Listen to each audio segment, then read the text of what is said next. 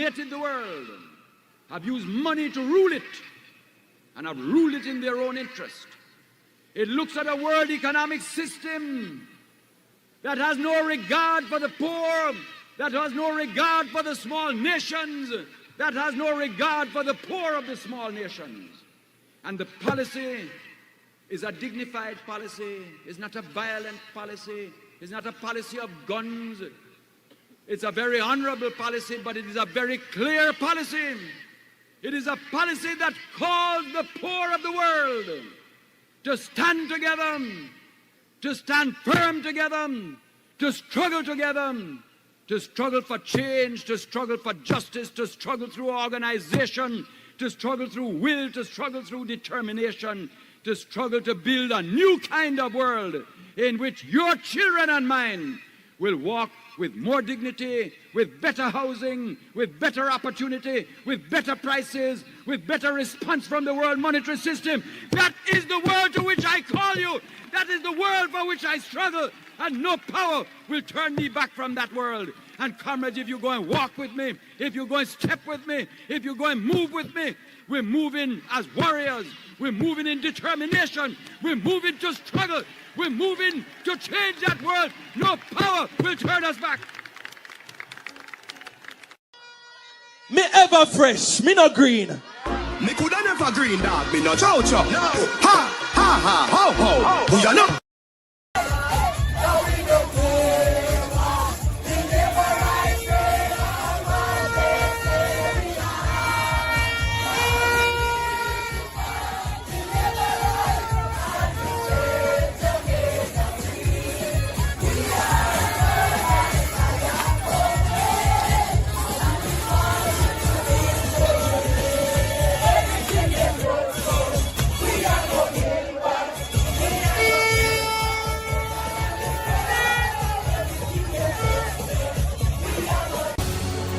But if change is what we really want to see, ladies and gentlemen, then we must rise up.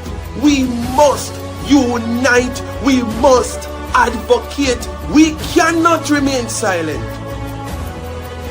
Where are the young men, the young women, the men, the women, the boys, the girls who will put aside political divide and do what is best for Jamaica? Eternal Father, bless our land.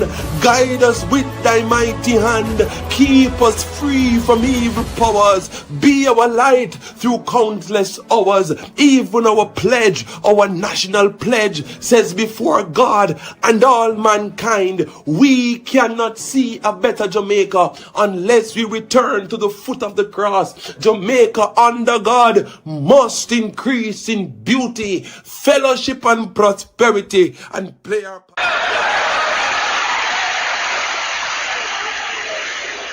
If I lived in China or even Russia or any totalitarian country, maybe I could understand some of these illegal injunctions.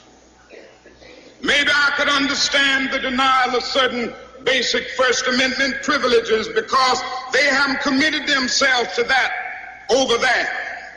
But somewhere I read of the freedom of assembly. Somewhere I read of the freedom of speech. Somewhere I read of the freedom of press. Somewhere I read that the greatness of America is the right to protest far right.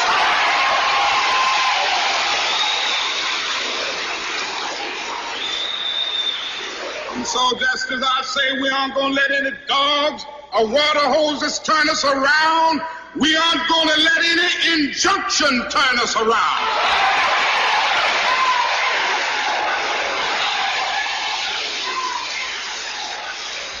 Well, I don't know what will happen now. We've got some difficult days ahead. But it really doesn't matter with me now, because I've been to the mountaintop. I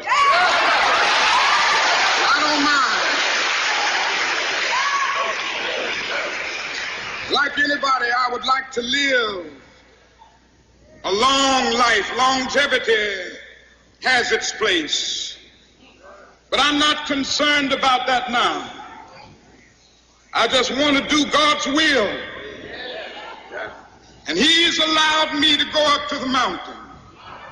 And I've looked over and I've seen the promised land. I may not get there with you, but I want you to know tonight that we as a people will get to the promised land.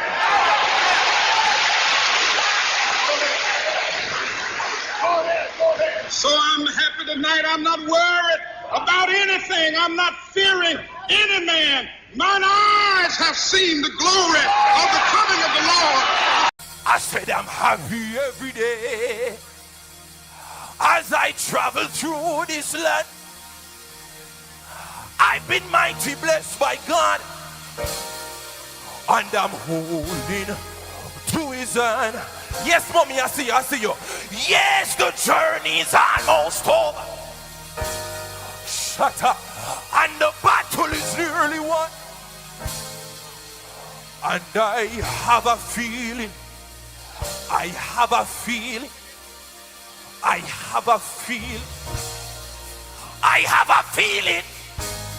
in my heart. The best is yet to come.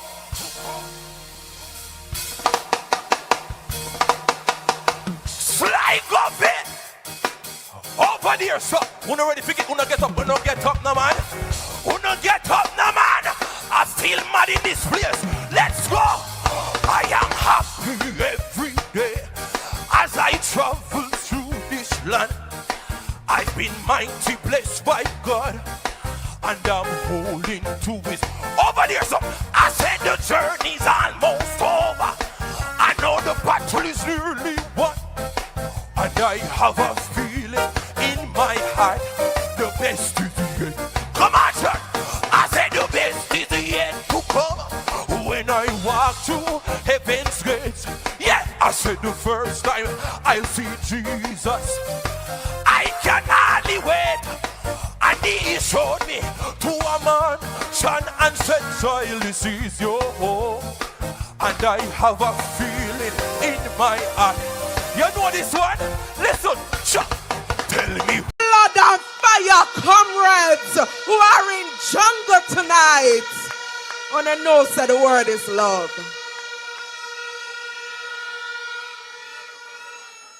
Comrades, I come with a speech, but it's a different speech may I forgive tonight. But before I go into that, we have been saying all night that young people know say time come. And I want to bring up a young man who has looked for himself, him read for himself, him search for himself, and when him done, him realize that the only choice he could choose is the People's National Party. And I want to welcome Comrade Harry.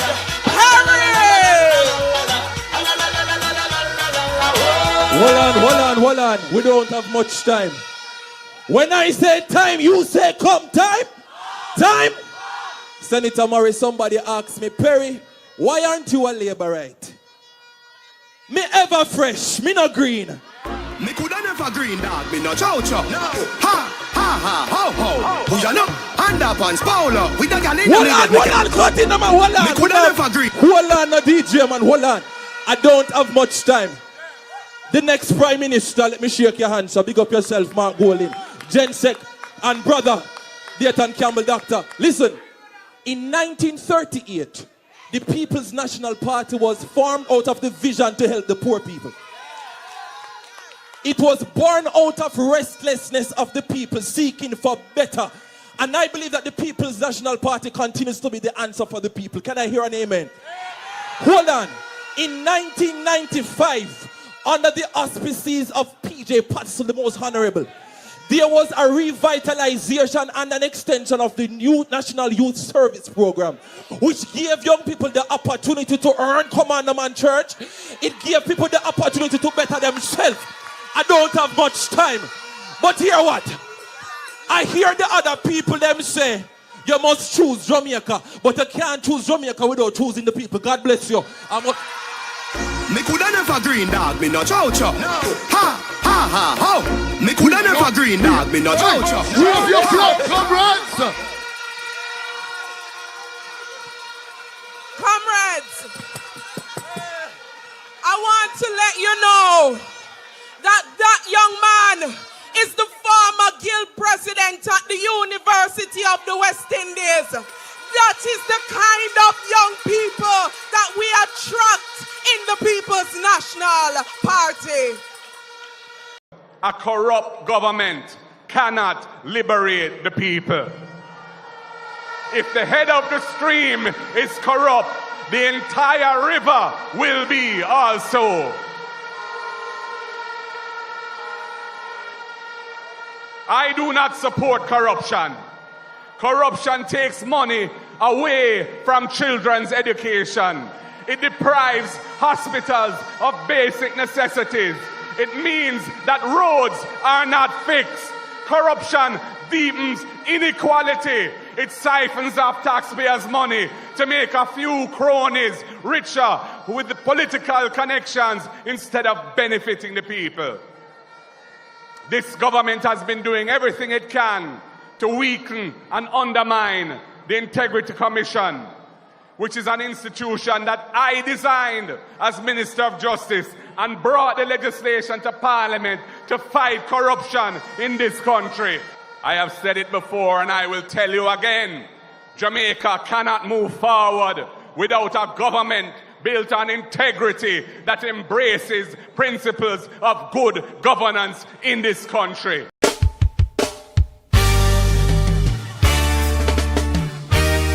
Lightning and thunder for the JLP.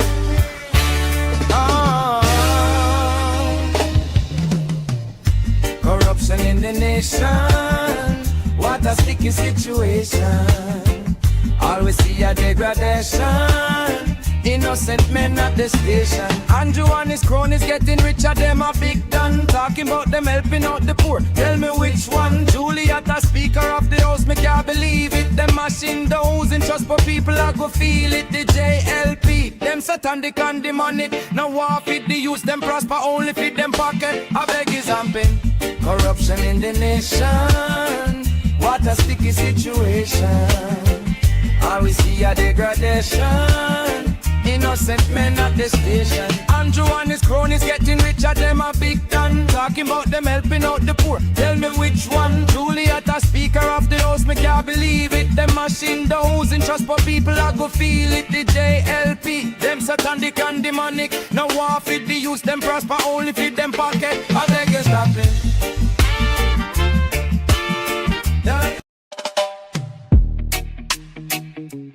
Perspective with Perry Cummings Jr.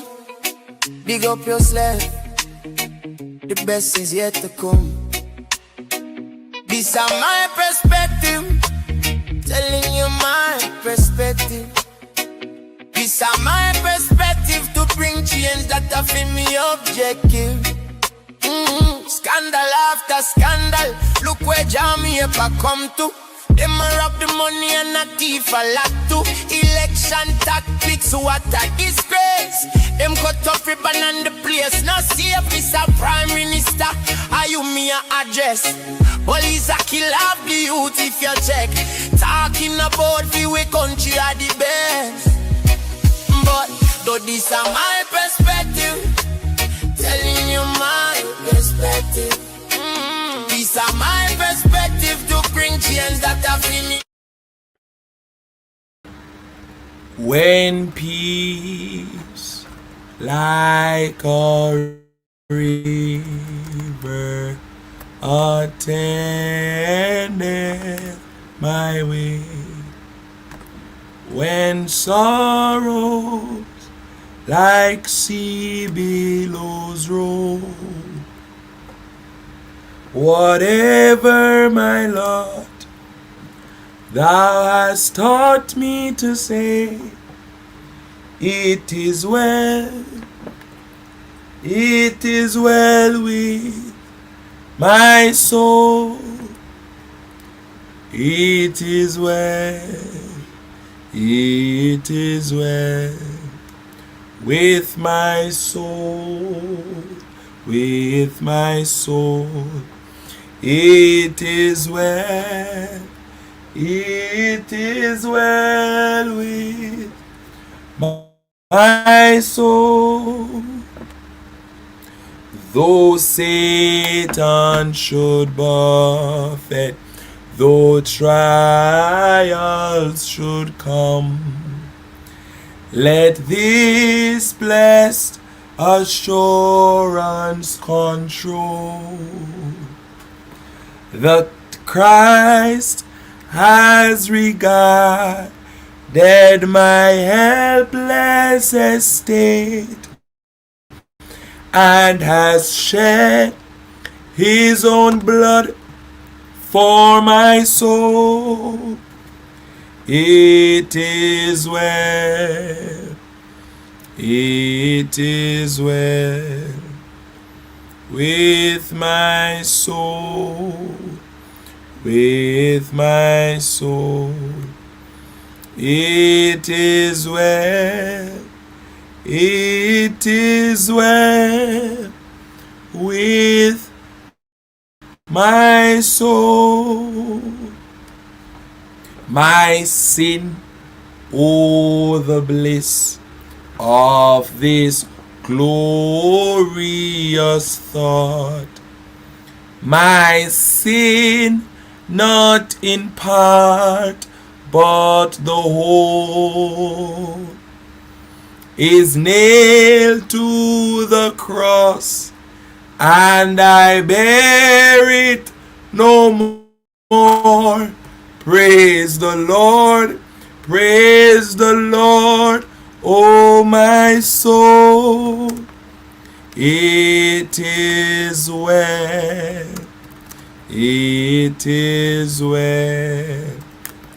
with my soul, with my soul.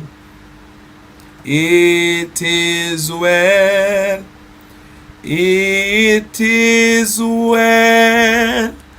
with my soul. O Lord, haste the day when my faith shall be sight, the clouds be rolled back as a scroll, the trump shall resound, and the Lord shall descend.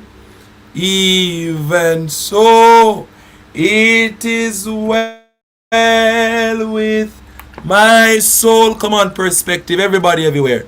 It is well with my soul, with my soul. It is well with my soul. Ladies and gentlemen, the beloved Christian hymn, It Is Well With My Soul, was written by Horatio Spafford after a series of staggering personal tragedies, including the loss of his 4 daughters in a devastating 1873 sea collision. His friend Philip Bliss composed the accompanying tune. Spafford, a successful lawyer and a real estate investor in Chicago, lost a vast fortune when the Great Chicago Fire destroyed his properties. Around 1870 to 1872, the loss of his son.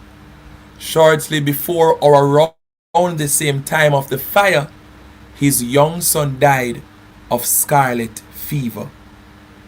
In 1873, you had the shipwreck. Spafford planned a European trip for his wife Anna and their 4 daughters. Delayed by business, he sent them ahead on the French ocean liner SS Ville du Havre. On November 22, 1873, the ship collided with another vessel and sank rapidly. Anna Spafford was rescued from the water when she reached Wales and sent a telegram to her husband with the chilling, heartbroken message, "Saved alone." Spafford immediately booked a ship to join his grieving wife. During the crossing, the captain of the ship pointed out to the approximate spot where the tragic shipwreck had occurred. Inspired by profound grief, balanced with deep spiritual peace, Spafford penned the famous words, "When peace like a river attendeth my way, when sorrows like sea billows roll, whatever my lot, thou hast taught me to say, it is well with my soul." Philip Bliss later wrote the tune, naming it Ville du Havre after the doomed ship, and the hymn was published in 1876. Reminds me of what we would consider a modern day Job situation. You see, Job was considered the richest man in the East at the time. He had unending wealth. He had children, built a wife, thousands of livestock, servants at his beck and call. But he lost everything, ladies and gentlemen. And even when his wife said, "Don't you see that you serve God for naught?" he said, "The Lord giveth and the Lord taketh away." A powerful hymnal to start this evening's program, and a powerful backstory to the hymnal, as I gather that most of these hymnals, they do carry powerful context. And I just want to encourage my viewers this evening that no matter what your lot is, no matter how hard the road gets, remember that it is well. Thank you to Malachi for starting the program off with 67 jewels. Whitfield with 10 jewels. Thank you, sir. Ladies and gentlemen, let me know where you're viewing from. Let me know where you're viewing from so that we can kick off tonight's program. Yes, very excited. We have a few things to discuss. Monchinellis, Portland, Blackstone Edge. Yes, blessings. Sligoville, bless you, bless you, bless you, bless you. Come on in, ladies and gentlemen. Like up the live. St. Martin, Maypen, Clarendon. Bless you, bless you. Daniel Taylor, St. Catherine, Portmore, Kitchener, Ontario, Canada. Listowel, Ontario, Canada. Blessings, Ian, out of Kingston 20. Silo, St. Elizabeth. Yes, Christiana, blessings, blessings. Otrio, St. Anne. Anata Bay, St. Mary, Port Antonio. St. Elizabeth, Philadelphia, Mountain View, Florida. Blessings, Kingston 3, Mandeville, St. Catherine East, Portland, Ypres, bless up, Falmouth, Trelawney, blessings, blessings, blessings, Manchester, Portland, Mount Vernon, New York, blessings, blessings, blessings, blessings to each and every one of you. Rosemount, St. James, Trelawney, Miramar, Florida, Canada, blessings, Burlington, Brooklyn, New York. Come on in, ladies and gentlemen. Remember to like up the live. Yes, if you're watching and you're not yet a subscriber, please to subscribe. East Portland is in the building tonight. Philadelphia, Pennsylvania, blessings, blessings, blessings, blessings. Connecticut, USA, blessings to each and every one of you. For those who have been asking for my Zelle and Cash App, my best friend, he set it up for me some months ago, but person have been asking me to promote it more, right? Well, here it is on the screen. Take a look at it, take down the information, so I don't have to always present it throughout the programs. All right, you can just take down the information one time and you can always have it. The name on the account is Javon Ferron, my best friend from high school. He lives overseas. He was the one that set it up for me. Thank you to everybody who have been supporting the Super Chat, the Zelle and the Cash App, even through the Western Union. Seaview Garden, Legany, Kingston 6. Blessings to those in Queens, New York. Bless up, bless up, bless up, bless up, bless up to each and every one of you. Ladies and gentlemen, later down in the show I have a big announcement to make. A very big announcement. I believe this, ladies and gentlemen, deserves the highlight, and I just want to say a big thank you to all of my Perspective family in advance, because the truth is, ladies and gentlemen, the Lord knows our hearts, and sometimes you don't even have to ask the Lord for some things, because He knows our heart and He sees the sincerity of our hearts. He provides in a lot of ways. Alright, so take down the information, keep it in your files. Let's dive right into the show tonight. Ladies and gentlemen, Dave Wedderburn say, you're getting married to who now? Lord of mercy. You hear ladies and gentlemen? You hear all them something, ladies and gentlemen?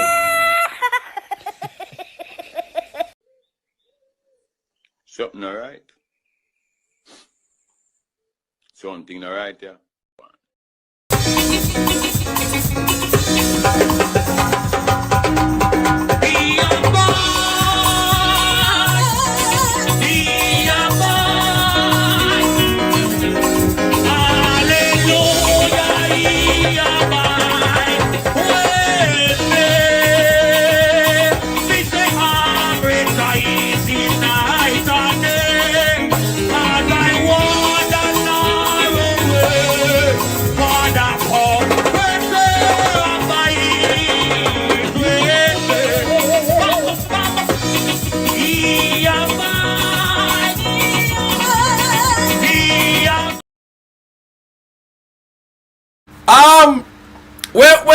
Wait.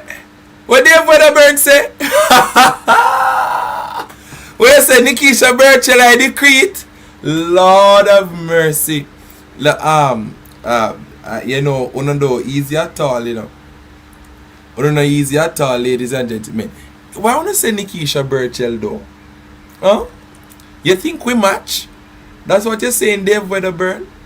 As I said that, you know, Nikisha Birchall did a wonderful job today of ensuring that persons understand that the People's National Party and the Jamaica Labour Party were not the same, right? You know what? Somebody asked me to post up back the cartoons on the channel. We have a lot to post about. Don't worry yourself. We're gonna bring back the cartoon. Yes, but it's not about marriage though. But in due time, we will all hear about the big news. It really warms my heart But the wedding is coming, ladies and gentlemen. Don't worry about it.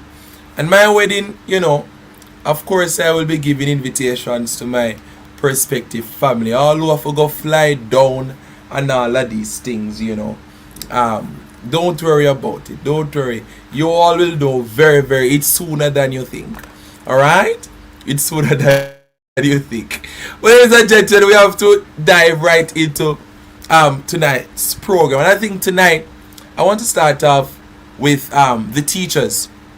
Mr. Mark Malava was over by CVM TV and he said a few things. Listen to this, ladies and gentlemen. No, it's nothing new in terms of our items on our list of claims. We have had far more items on our list of claims in the past than we currently have now. What we have done with these list of claims is that we surveyed our members. And those were the items that informed our list of claims. In terms of what was happening on the ground and what needs to take place. What I will say as well is that we have always maintained that our teachers must be paid a salary in keeping with their value and their worth. Here's an interesting data. As per the CAPA report, a CAPA report in recent times, our teachers are amongst the lowest paid in the Caribbean. You know, Jamaica has a teacher migration problem. Many of our Caribbean counterparts, even after the recent adjustment, you are still among the lowest paid? Even after the recent adjustments, our teachers are amongst the lowest paid in the Caribbean. And here's another piece of data. Our politicians are amongst the highest paid in the Caribbean. We have always argued that as far as salaries and conditions of service is concerned, our stance is that this issue at this time around is a fight for social justice. The learning condition of the working condition of the teacher is the learning condition of the child. And we have said to the government, fix those conditions. We have said to the government, we understand all the parameters, but here are things that we believe that you can do in order to lift the lot of our teachers within the Caribbean. This country has been built on the backs of teachers. Let's make no bones about that. There's nobody, including you, Tyrone. You could not be sitting where you are sitting now interviewing me unless you were taught by a teacher. Yeah? I absolutely agree with you, but I wouldn't give credit to the JTA though. No, you don't need to give credit to the JTA. The credit belongs to teachers who are members of the JTA. Absolutely. The profession from which all other professions flow. I'll definitely give you that, Mark Malava. And if I had my way, I'd pay teachers more than politicians. But that's me. And I'm certain you've heard me say that before. There are actually countries that do that. And I'm certain you've heard me say that before. I actually do advocate for teachers. It's the JTA that I have an issue with sometimes, I must tell you. But you and I, one of these days you and I are going to debate that. Perhaps before, I'll invite you in studio, you come on in and we have a robust conversation, you and I, about how we can improve the JTA's role and function as it relates to improving educational outcomes. But let me bring George Lewis back into the conversation here.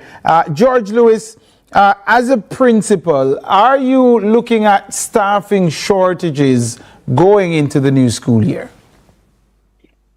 All right. Thankfully for my school, we've been able to fill 90% of the vacancies that we had, we had going into this new school year.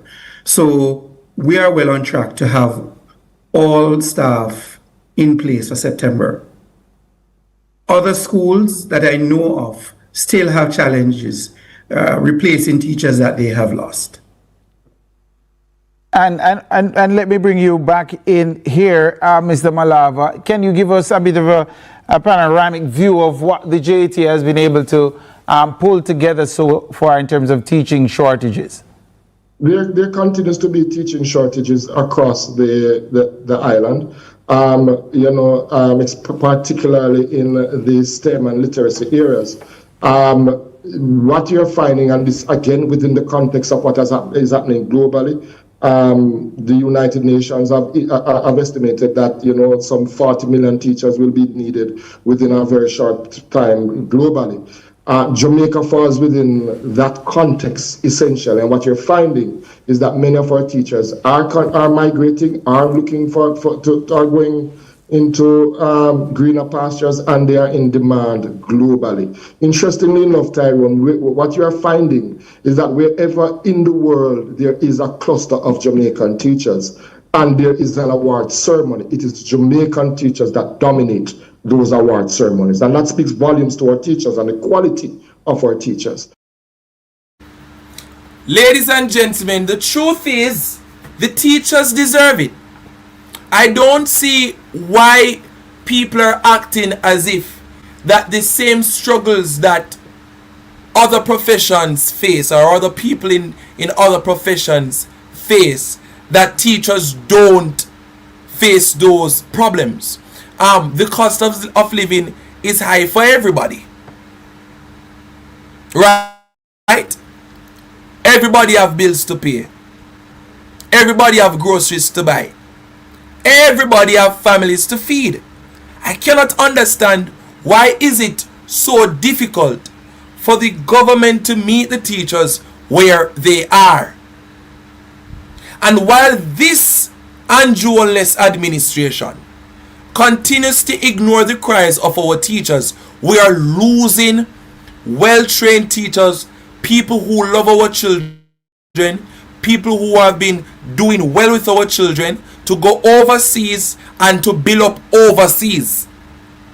You know how many teachers have left Jamaica? I saw one of my classmates' parents the other day from primary school, and we were talking, and I was asking her, because she was very involved in the PTA, so she know most of the teachers, and I was asking her, where is so and so, where is Miss so and so, where is Miss so and so? And for all the teachers that I asked for, she told me that they're all overseas.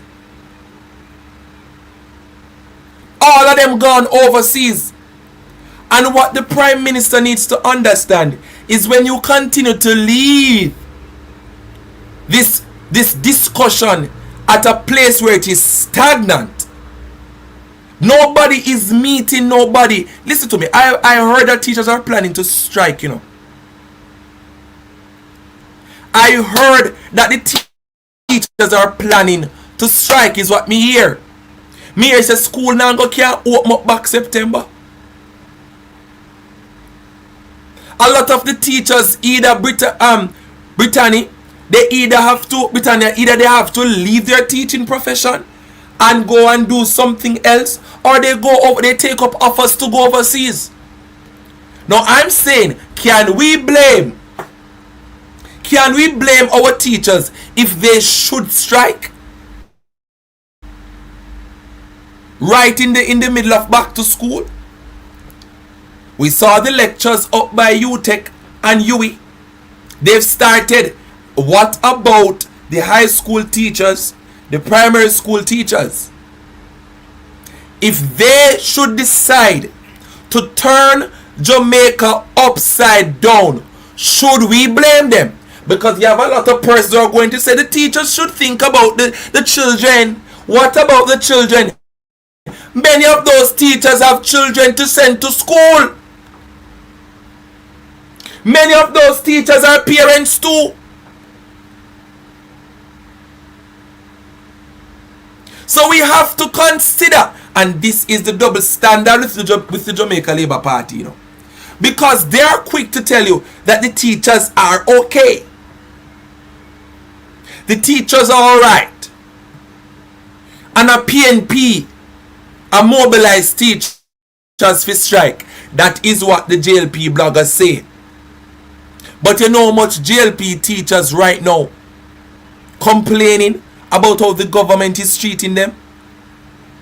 You know how much people who voted for JLP, who are teachers, who are not satisfied with how they are being treated by the government of Jamaica?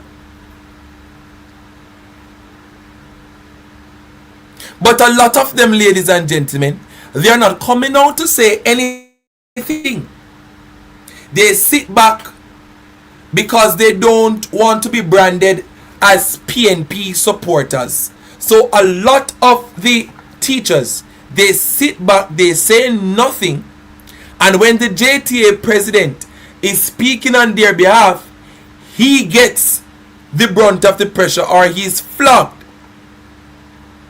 But if the teachers should just come together and tackle this thing from a place of unity, then the advocacy would be greater.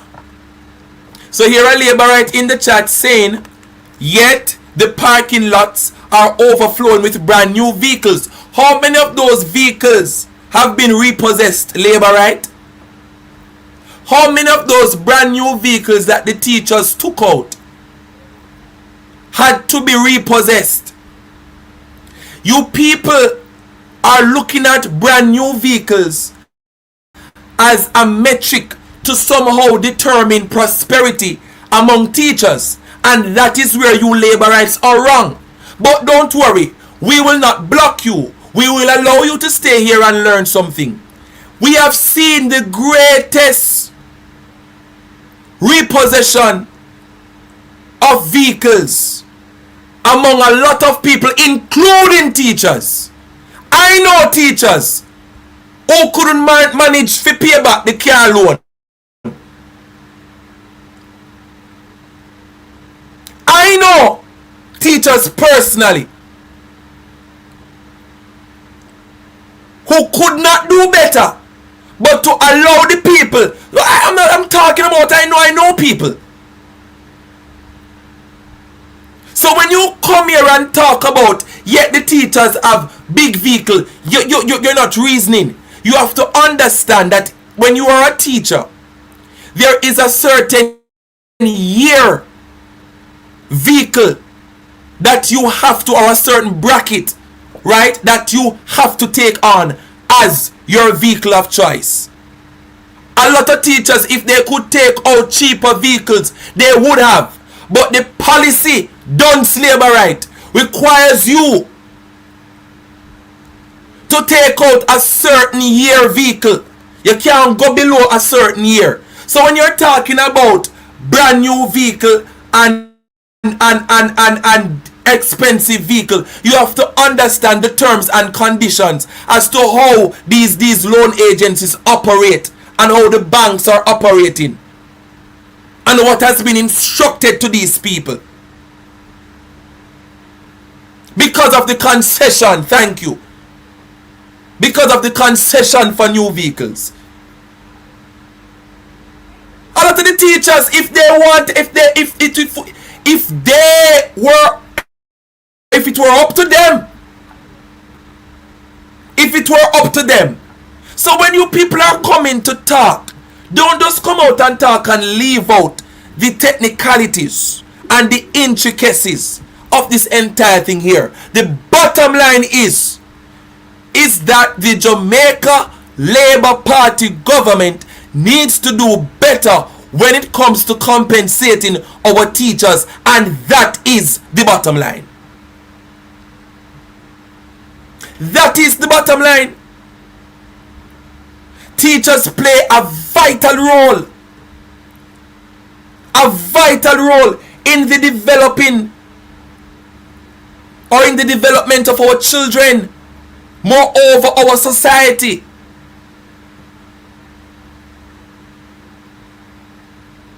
And a lot of teachers take out cars because of convenience, like many of us. If it were up to a lot of us, ladies and gentlemen, we take bus, we take taxi. But when you think about it, ladies and gentlemen, you go on taxi turn off with you, you're late for work. You talk about safety concerns. You talk about comfort.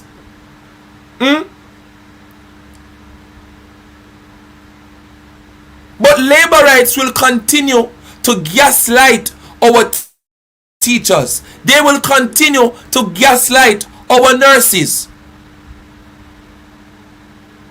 Laborites will continue to gaslight our professionals.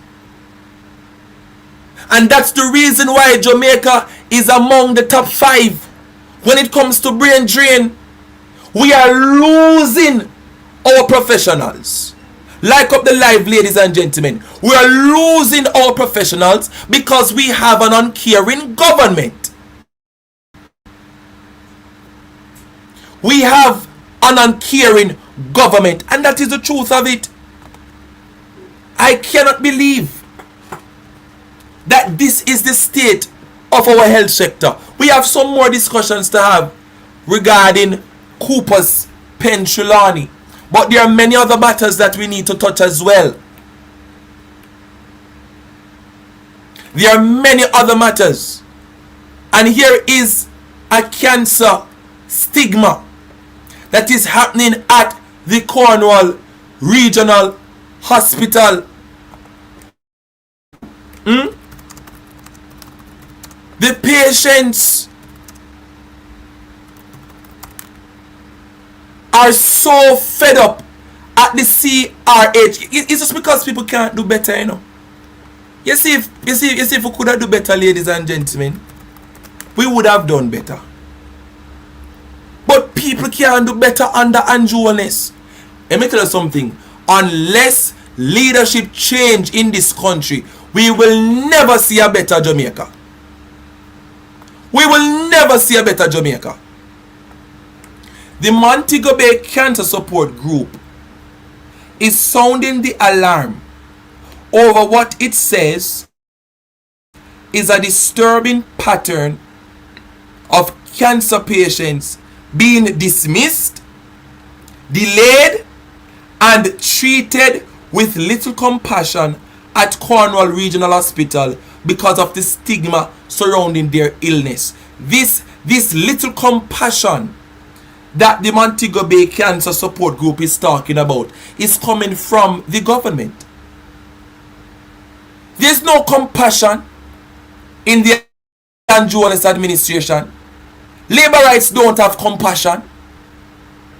This no compassion is promoted by the GLP. I literally heard a GLP supporter on a GLP platform say that Jamaica have too much empathy. They want people to walk around feeling callous, being cold-hearted, not showing any compassion to the poor. This is coming from the Jamaica Labour Party.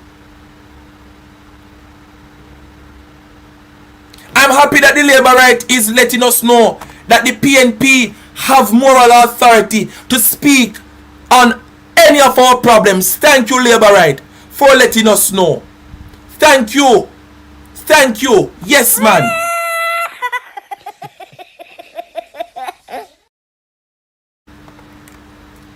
And that is the reason why Dr. Dawes called out the Minister of Health. Yes, that is the reason why Dr. Dawes continues to call out the Minister of Health as to how the Ministry of Health and Wellness, it has deteriorated to a place, ladies and gentlemen, where none of our patients in this country can feel the compassion from even the health facilities, because from the head, ladies and gentlemen, there is no compassion. When they ask the Minister of Health if we have any problems in our health sector, the Minister of Health says, listen to me, man, we are doing well. Blatant lies. Let's read through this article. The advocacy group says patients have been turned away from emergency care. Cornwall Regional Hospital, we're talking about cancer patients. Minister of Health, we're talking about cancer patients. This is a disgrace. This is an attack. This is an attack against Jamaican people. How can you turn away cancer patients from emergency care? They are left waiting for hours or even days despite life-threatening conditions and subjected to dismissive attitudes from some medical staff.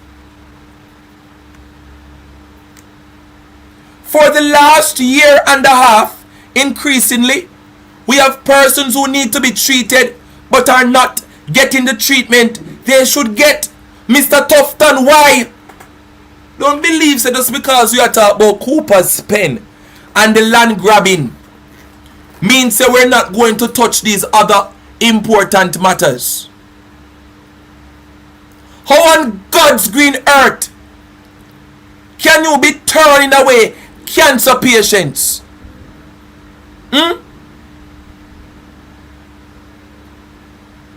This is demonic. Under the Angeles administration, ladies and gentlemen, the cancer patients are going closer to that end that we don't want for them. And if you know anything about cancer, you cannot be going through any stress. The last thing that you want for cancer patients, ladies and gentlemen, is to be going to a health facility and they are being turned away. They are being dismissed. They are being ridiculed and stigmatized. They are being refused emergency care. It's a disgrace. And when you ask Christopher Tufton what it is that he's doing for the health sector in Jamaica, he gets up like a common JLP dunce blogger, walking around talking about oral sex and all sort of nonsense. It's a disgrace, ladies and gentlemen. This cannot continue. Not in Jamaica, ladies and gentlemen. And if the enemy are fire, you can't stand up like stooge. You can't go on like a fool. You have to fire back. Somebody load up and say, pop, pop, pop, pop, pop.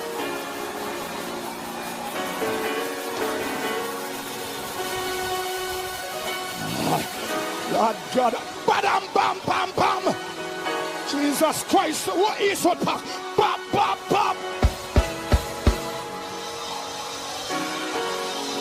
Jesus Christ, war tonight, Bishop. Warfare tonight. Warfare. Badam, bam, bam, bam. Boom, boom.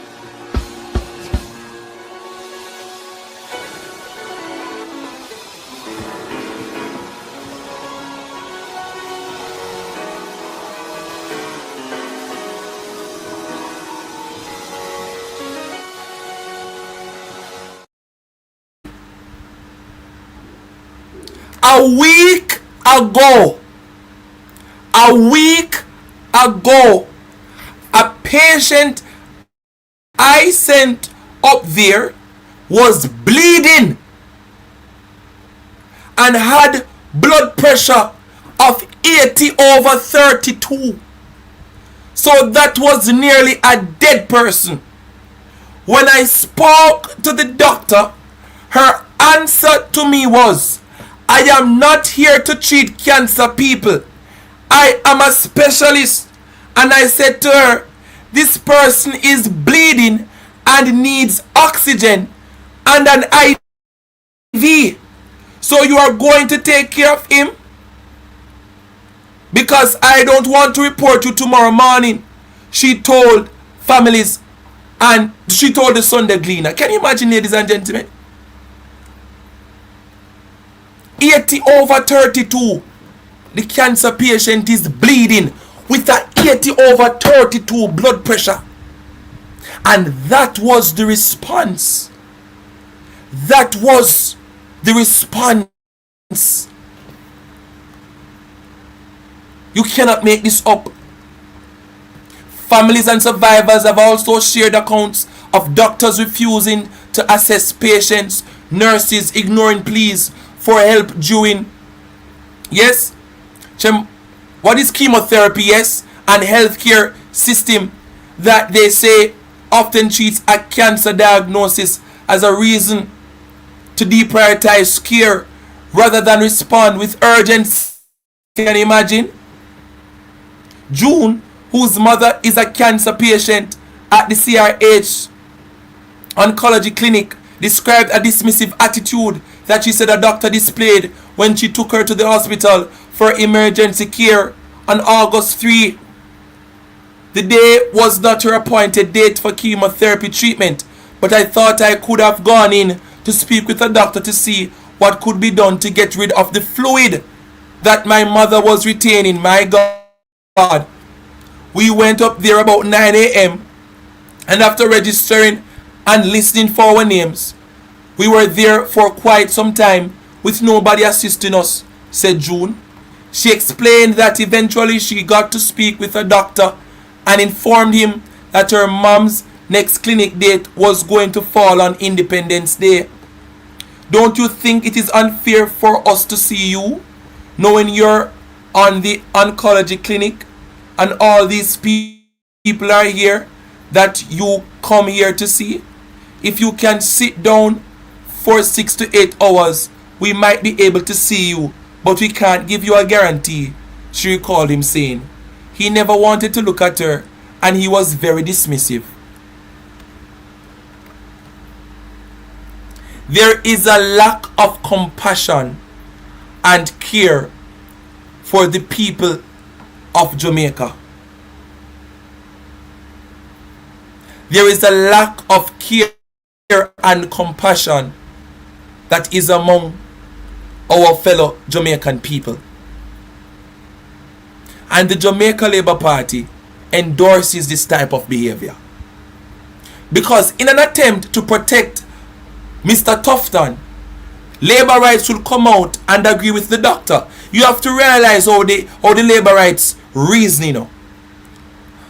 When there is a conversation being had that can make the JLP government look bad, they side with the argument that can defend the government. So this is the same reason why the Dunce JLP blogger Munchi B came out and mocked, jeered and gaslighted the 85-year-old whose home was destroyed because of the hurricane. Because when people started to ask, what is the government doing to help her? Because she have to defend Andrew Holness, she ended up demonizing and mocking an 85-year-old. It is the same thing that the Labour rights would do to even the cancer patients. They are willing to gaslight even the cancer patients because they have to defend Mr. Tufton and to communicate to us that for the last decade, healthcare has increased or has been improved under the Andrew Holness administration. That is the way Labour rights operate. They have to always defend Andrew Holness. They have to always defend JLP. So they don't care whether a cancer patient, whether the 3 days old baby, whether the 85-year-old, it doesn't matter who the victim is. They must defend the Green Party. It doesn't matter how cold-hearted it makes them. It doesn't matter if this type of politicking transforms them into a treacherous monster. They don't care about that. They have sold their souls to the Jamaica Labour Party, and because of that they are heartless and they have become soulless.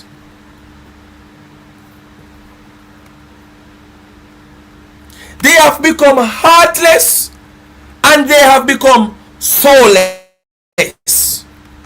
I want to say happy birthday to Marcus Garvey. I want to say happy birthday to Marcus Garvey. The right excellent Marcus Messiah Garvey. I remember him for many things. I did a few Pan-African courses at UA. I did a course called Garveyism. I should be able to tell you about Marcus Garvey and how he shaped black consciousness, black pride. But another time we can talk about that. But in all of the Garveyism and the Pan-Africanism, Marcus Garvey said something very powerful. That heads will roll down King Street, Duke Street. This statement is considered prophetic Because there is a time coming, ladies and gentlemen, where the people of Jamaica, black people who have been oppressed by corrupt governments, there is a time coming where the people will rise up and demonstrate what is truly called people power. I'm not going to tell you when it is going to happen, and I don't know exactly who for head is going to roll. What I will say though is that under this Andrew Holness administration, we have seen some of the greatest moments of oppression of black people in recent history. Show me another government, ladies and gentlemen. Show me another political government, political organization. Show me another GLP administration that has oppressed poor people like what we are seeing today. Show me another Jamaica Labour Party administration. Andrew Holness is the worst.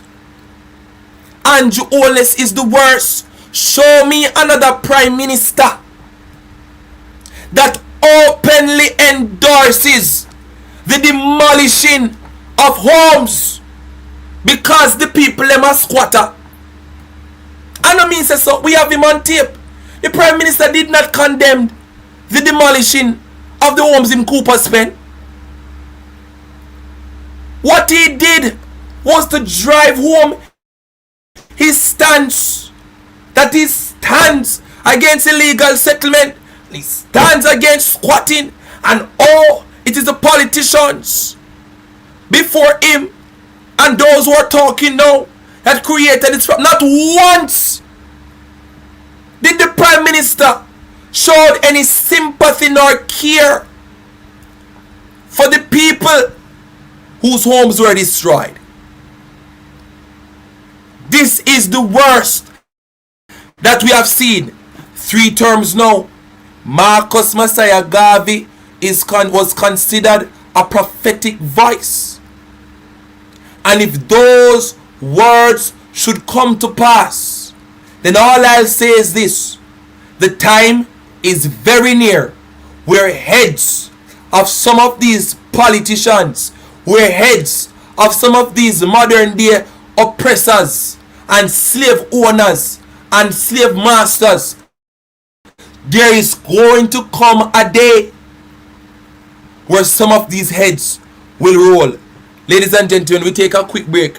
When we come back, we continue on land ownership. We have some more conversations regarding the Cooper's Pen issue and some other issues. Like up the live, we soon come. And Pearl Therapy, we are here to help you to bring ultimate relaxation to your feet. Our hot stone, Swedish, and deep tissue massage services are here to help you to get rid of tensions, minor swellings, and aches and pain, increase flexibility and circulation. If you are having any heart or circulatory diseases, then this might not be for you. Reach out to us and let's see if you can secure yourself with a foot massage for as low as $4,500. Thank you for choosing Pearl Therapy, the healing hub. Are you frustrated with your skincare? Are you tired of acne, blemishes, scars, sagging skin, wrinkles, discoloration? Why not enjoy our wide array of products from skin, hair, and personal care? Place your frustration on our shoulders, and we will get you smiling again. The power of our products are in our formulation and ingredients. Listen to our customer testimonial. This is what she has to say. Oh my gosh, look at my face. I've been using these products for a year, exactly 1 year. If you have not tried them, you need to try them. They really work. Look at my skin. Visit our website or contact us at 917-557-6204. Make it Tony and Organics and order yours today. Food is designed to be felt, not just tasted. Soft warmth, gentle richness, a harmony that melts effortlessly on the tongue. At Cummings Exquisite Caterers, every dish is an invitation, guided by passion, finished with elegance. We cater for life's most meaningful moments, elegant weddings, private celebrations, and much more. With a 3 in Repast Center, just 10 minutes away from 2 major cemeteries. We are located at 38 Doblain Spanish Town Road.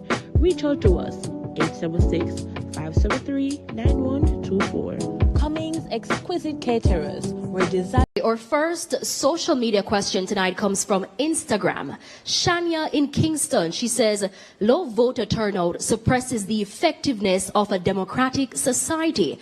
Many Jamaicans refuse to vote because they believe both parties are corrupt. What would you say to the significant population of non-voters? And if elected, how will you hold politicians accountable for offenses against the people instead of protecting them? So in this instance, the question, you have 90 seconds to answer, and we begin with Dr. Holness. Corruption is a serious problem in our country, and corruption requires strong leadership. From my position as Prime Minister, I have taken action against any member of my political party that has been involved or accused of anything that suggests corruption. In my own case, I have been investigated for a year with an expert forensic auditor. The findings of that report have suggested no corruption. There have been no charges. Every aspect of my report, every aspect of my personal life and my personal financial details are in the public domain. I am the politician about which Jamaica knows the most. And therefore, I am the politician who can stand with the greatest moral authority to treat with any matter that is considered corrupt, as I have done in the past. And I want to give this assurance to the Jamaican people that you know me, you know about me, you can trust me, and you know that I stand against corruption. Mr. Golding has the opportunity to respond to that social media question as well. Andrew, what they know about you is that you have 28 bank accounts, that you received several $1 million in cash deposits from anonymous donors in your bank account, that your companies had transactions of over $400 million, several thousand transactions between them, and that Positive Jamaica Foundation, a non-profit which you are intimately connected with, provided resources which you use for personal investments through your personal company. We have signed the Leadership Code of Conduct developed by Integrity Commission. All of our spokespersons and myself have signed. None of your people have signed it. I am committed to ensuring that all members of the executive, when we form government, will have their Integrity Commission declarations published, not just the leader of the opposition and what should happen, but hasn't happened in your case because you're not certified, the Prime Minister. So the whole question that has been asked is an excellent question. And we really need to step up our vigilance against corrupt behavior, nepotism and cronyism. The volume of scandals under this Jamaica Labour Party government is unprecedented. Over the number of ministers who have had to be removed from frontline duty, many of them parked in the naughty corner in OPM rather than being sacked. It is a disgrace to the country, and your personal situation where you're operating under a deep cloud because your Integrity Commission declarations are not certified also is something which Jamaica cannot go forward with.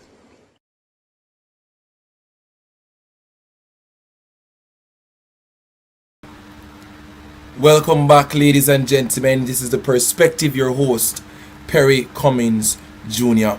Remember to like up the live, ladies and gentlemen. If you are watching and you're not yet a subscriber, please subscribe. Minister says that she is disappointed with slow pace of rebuild for some Melissa damaged schools. Dr. Dana Morris Dixon, who are you disappointed in? Why are you disappointed? When you say that you're disappointed with the slow pace of rebuild for some of the Melissa damaged schools, who exactly are you venting to? I don't understand why you are telling us this.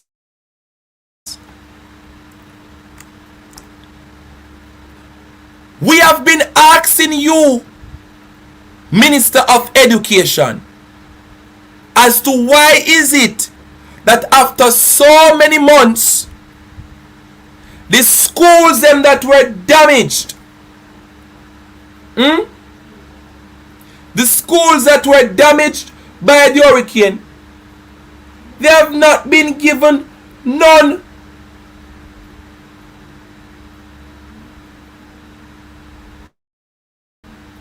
No help, no support. So when you come to tell us you're disappointed, you should be disappointed in yourself and your government, the government that you are a part of. There's absolutely no excuse from this government. You people talk about una do the best una can do, and all una have Nara, and una have this, and una have that. I want to tell us that Nara is going to fix everything. What we never remember said, Nara can't get up off the ground until it is built out. So everybody was just sitting down and waiting for Nara to solve all of your problems. So see they now, a back to school time, and a lot of students will be going back to school without roofs over their heads. A lot of the schools will still be damaged, and students will have to go in that environment and try and learn something. It is a disgrace. You are a disgraceful Minister of Education. But when people talk, you say a politics we are playing. We have been warning the country. We have been warning the country that this day would come. That our students will have to go back to wrecked schools because of a careless, incompetent and uncaring government. There was no urgency from you, Dr. Dana Morris Dixon, to see to it that the schools were repaired on time. Everybody fold them hand and cross them legs because everybody was waiting on this Nara.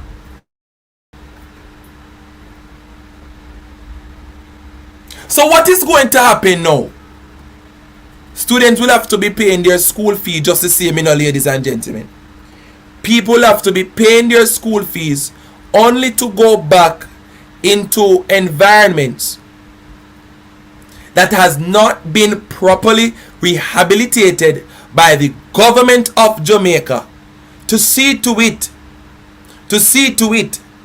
that they are in a safe, calm learning environment where the teachers can feel comfortable, where the students can feel comfortable to teach and to learn. This is unacceptable. I don't know who you're disappointed in. I'm not sure who you're disappointed in, but we are disappointed in your entire Andrew Holness administration. I tell people all the time, the government has failed Jamaica. They have failed Jamaica. Education Minister, Senator Dr. Dana Morris Dixon, says she is disappointed with the slow pace of rebuilding work at some schools in Western Jamaica damaged by Hurricane Melissa. The minister was speaking last week at a leadership summit hosted by the Education Ministry in Region 3. Region 3 covers St. Anne, Trelawney. Last week, representatives of the ministry, including Minister Morris Dixon and State Minister of Education, Rhoda Moy Crawford, conducted an assessment tour of several schools in Western Jamaica. The minister says over US 5.5 billion was allocated to schools in Region 3 for rebuilding work. Hold on, ladies and gentlemen. What are you telling me, minister? That to not allocate $5.5 billion and there's nothing to show for it? You mean to tell me that $5.5 billion was allocated and we can't see anything for it? No, man, you need to step aside. So now let me ask a question, ladies and gentlemen. Who should be held accountable for all of these things? Because every day we hear how much billions of dollars spent. The money now do nothing. The JLP ministers and representatives, them come out and talk how much money them allocate. But you say you're disappointed with the slow pace. No work not being done on the schools. Yet you not spend billions of dollars. Auditor General, please come take a look in this. Please come do some investigation. Come do some probing. $5.5 billion spent over Region 3. And the minister is saying that she disappointed with the slow work being done. Who will get the contract them? Dr. Dana Morris Dixon. Who did get the contract them to fix up the school? What was the timeline given? Because you must have told them that by X time the work must be completed, because school are open up September morning.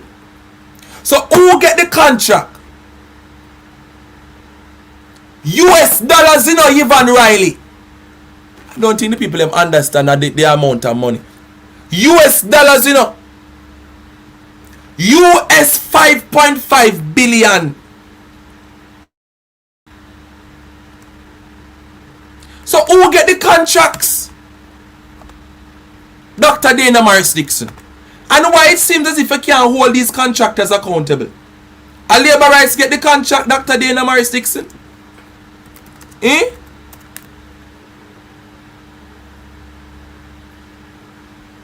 US 5.5 billion is equal to approximately 871.4 billion Jamaican dollars, using the current exchange rate of roughly $158 to US $1.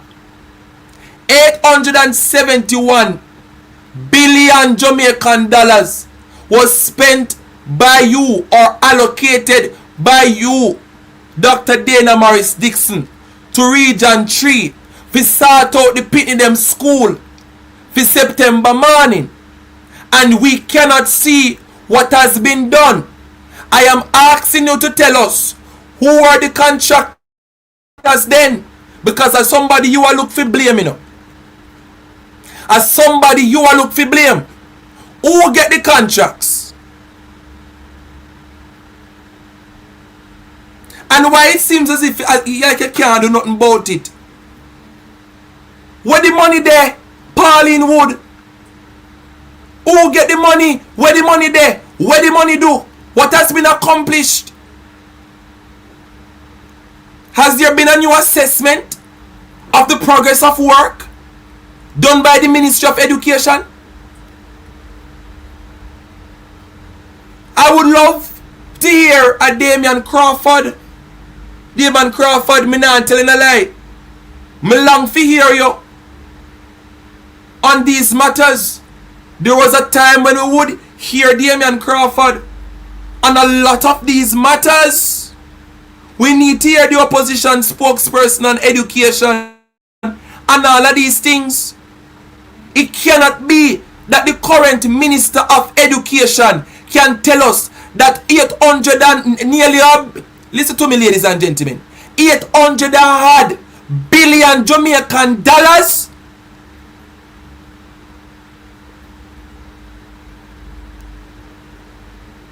you come to tell us about slow pace? The people them getting that type of money should not have no excuse. The relevant resources must have been procured. You cannot allocate US $5.5 billion and people can. You must have the manpower. The manpower must be there. The tools must be there. The materials must be there. The technical support must be there. All of that must be there. So what excuses do you have? A no procurement problem. Because I remembered when Minister Darrell Vaz breached procurement guidelines for bringing Starlink. Yeah? In breach procurement guidelines for getting the yellow bus. So if this government really and truly wants to bring us deliverables and to show us that they are working on behalf of the people, there shouldn't be any excuses. But then I thought you people said that if the soldiers them, when it come on the US Nemix are way to one name, the people them did up on a goodwill tour, Sir C, as they write in the chat. Can we see some of those schools that were impacted by the visit of these soldiers? Because I gather that some of the schools were rehabilitated by these soldiers that visited our shores, docked at the harbor. Shouldn't that have helped you out a bit, Dr. Dana Morris Dixon? That extra manpower, if it is that the soldiers indeed assisted with renovation of the schools that were damaged by the Hurricane Melissa, shouldn't that have sped up the process? Especially when you allocate that type of money, you know. So it is $5.5 billion unaccounted for. Listen, when I ask for Damien Crawford's voice, I'm not malicious about it. As a young man that is actually very impressed by Damien Crawford's input on many matters, I'm asking from a place because I know with his voice there would be some greater impact as it relates to this whole Ministry of Education debacle, I'll call it, because you cannot call it nothing less than a scandal. For months, the government would have had the time and the resources to ensure that all the schools damaged would have at least been at 85%. At least at an 85% mark to facilitate our children. So when I ask for Damien Crawford, I'm not asking from a place of any maliciousness. I'm asking because we need all our voices. I am not used to a silent Damien Crawford. So we would like to hear the opposition spokesperson on education to question the minister on the slow pace rebuilding that has been happening for the schools. 5.5 billion US. Not only that, but we have to talk about this. What's the new pact with the United States? What's the new pact between the United States and the government of Jamaica? Well, you know, the Prime Minister says that his government is is a friend of the United States.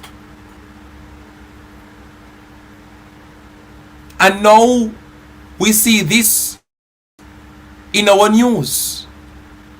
So I'm going to read this article. I believe it is very, very important that we read this, because this for me is a call for concern. And I'm reading an article written by let me see if it was an anonymous.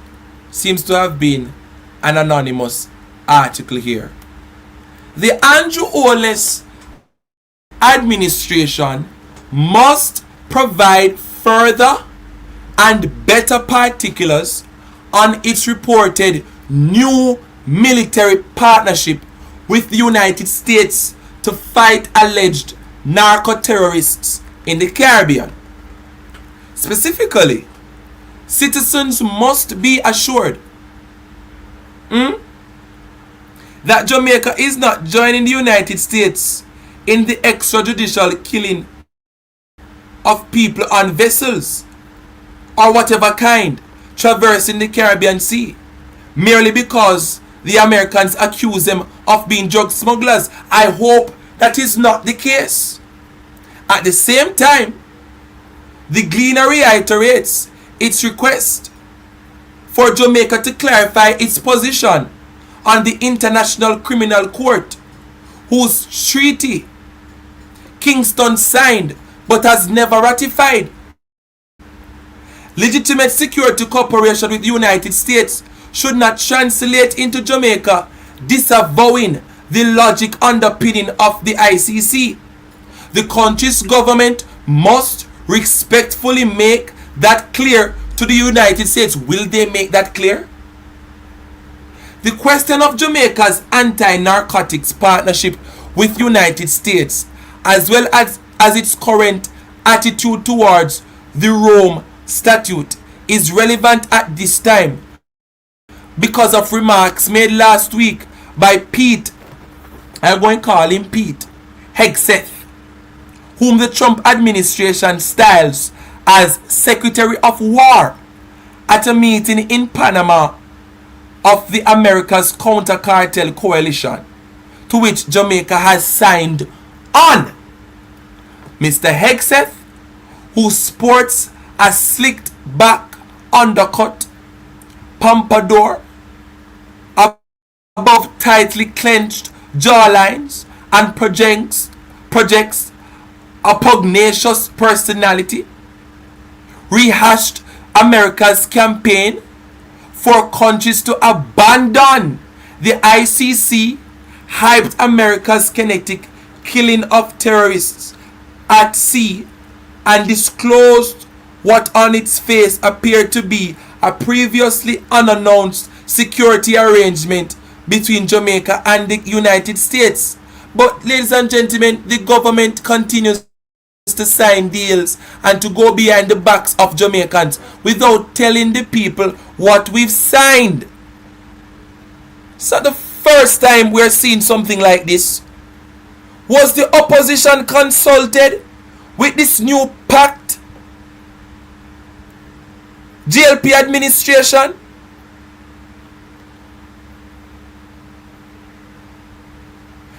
I want to thank Jamaica. This is what he said, I want to thank Jamaica for working with the Department of War to create a new military partnership to cripple narco-terrorists that transit through the Caribbean, Mr. Hegseth said.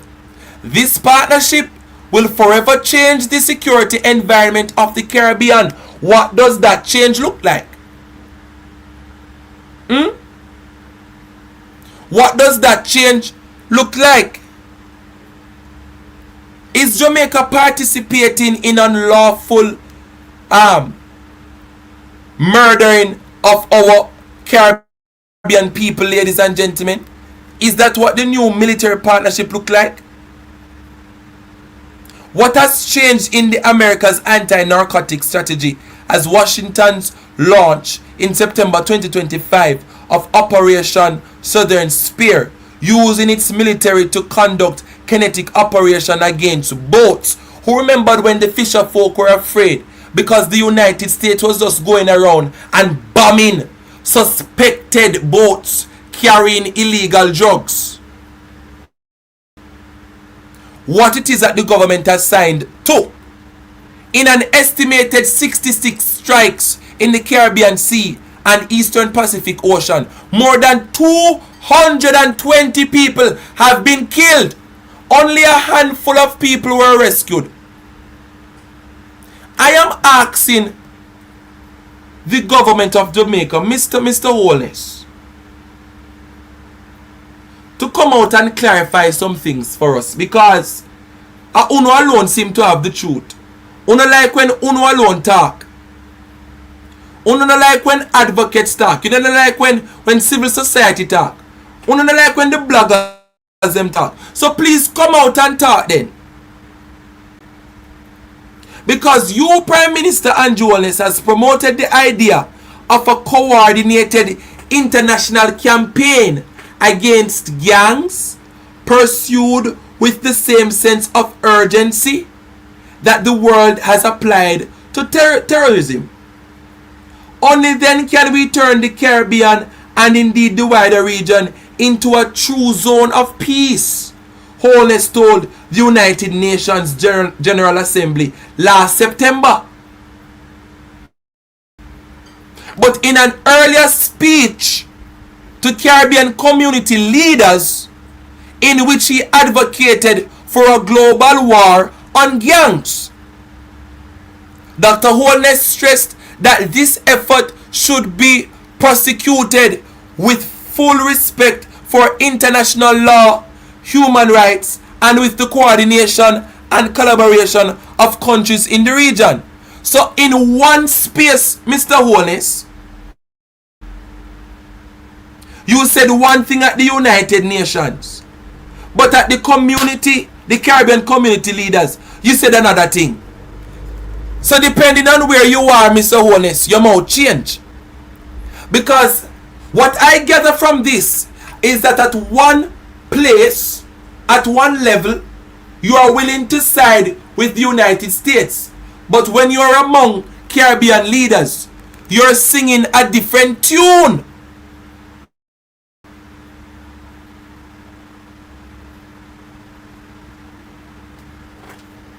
Marcus Garvey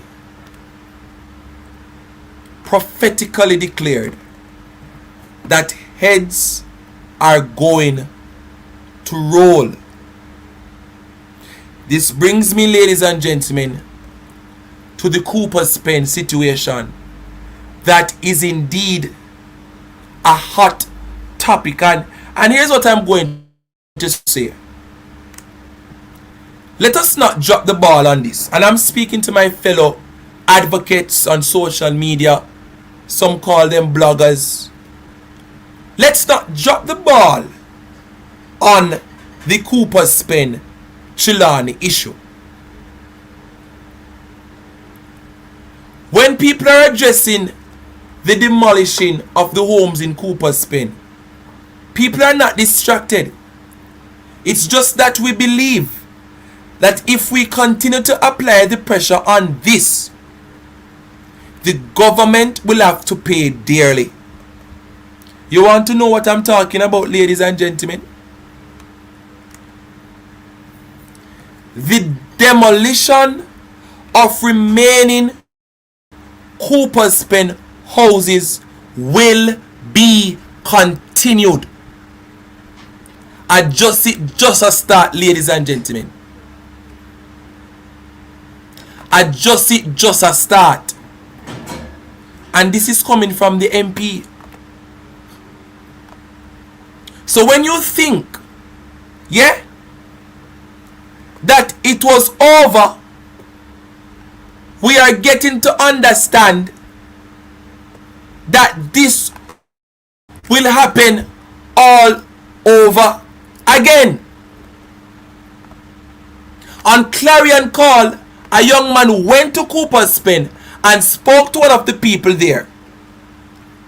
And he said that his property values approximately $19 million. And him no feel like moving, ladies and gentlemen. I want you to understand that this is going to happen again. This is the beginning of sorrows. The Bible says when you think that it is the end, it is just the beginning. Sakata. We are mash up, fire under the Holy Ghost. Every crisis, every condition, every operation of hell. Fire, fire, Bishop. I got your back, fire, fire. Jesus Christ, watch the operation. Watch the operation. Jesus Christ, Eastwood Park Road, come. Come on. Cover your pastor, cover your pastor. Go in, Bishop, go in. Go in, Bishop. Take down the Illuminati. Take down the voodoo. Take down the Freemason. Take down the witches. Take down the warlock. Take down the Wabiaism. Him under the Holy Ghost, let him. Member of Parliament. And here is why I don't trust this MP. MP, I don't trust you. Member of Parliament from North Chilani, I don't trust you. Tova Hamilton, I don't trust you. Tova, I don't think I will ever trust you. Because the Member of Parliament for North Chilani, Tova Hamilton, says the team which recently demolished homes in Cooper's Pen does intend to return to complete the exercise.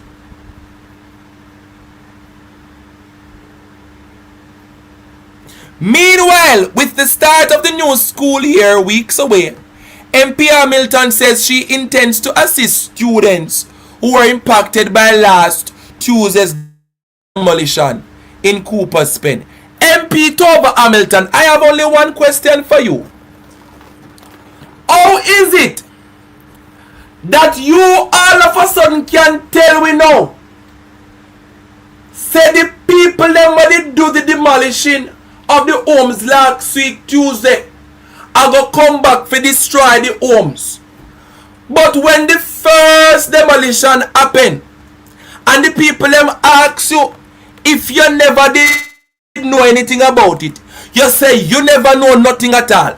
How is it that all of a sudden you can know that the team that did the demolition exercise intends to return to come and finish the job? How you know now? So them are going to come back again. But on the first occasion, you never know?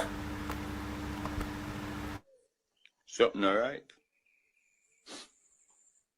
Something alright, yeah. You say you never know nothing at all, Tova Hamilton. You say you get a call. It's a call you say you get, and you never know nothing about it. You say you did clueless. Your Prime Minister say you did clueless. Everybody say them clueless. So how is it that on this occasion you have information credible to tell us that the team that did the demolition intend to return to Cooper's Pen to finish the job? Something don't add up.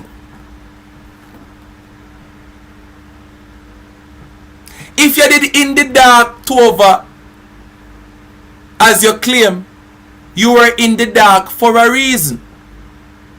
So how is it that all of a sudden you're in the light now?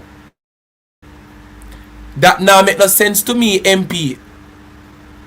Because how I understand politics in Jamaica, very little can happen in an MP's constituency and the MP don't know nothing about it. How can I be the Member of Parliament for a constituency and the team is going to come and destroy homes?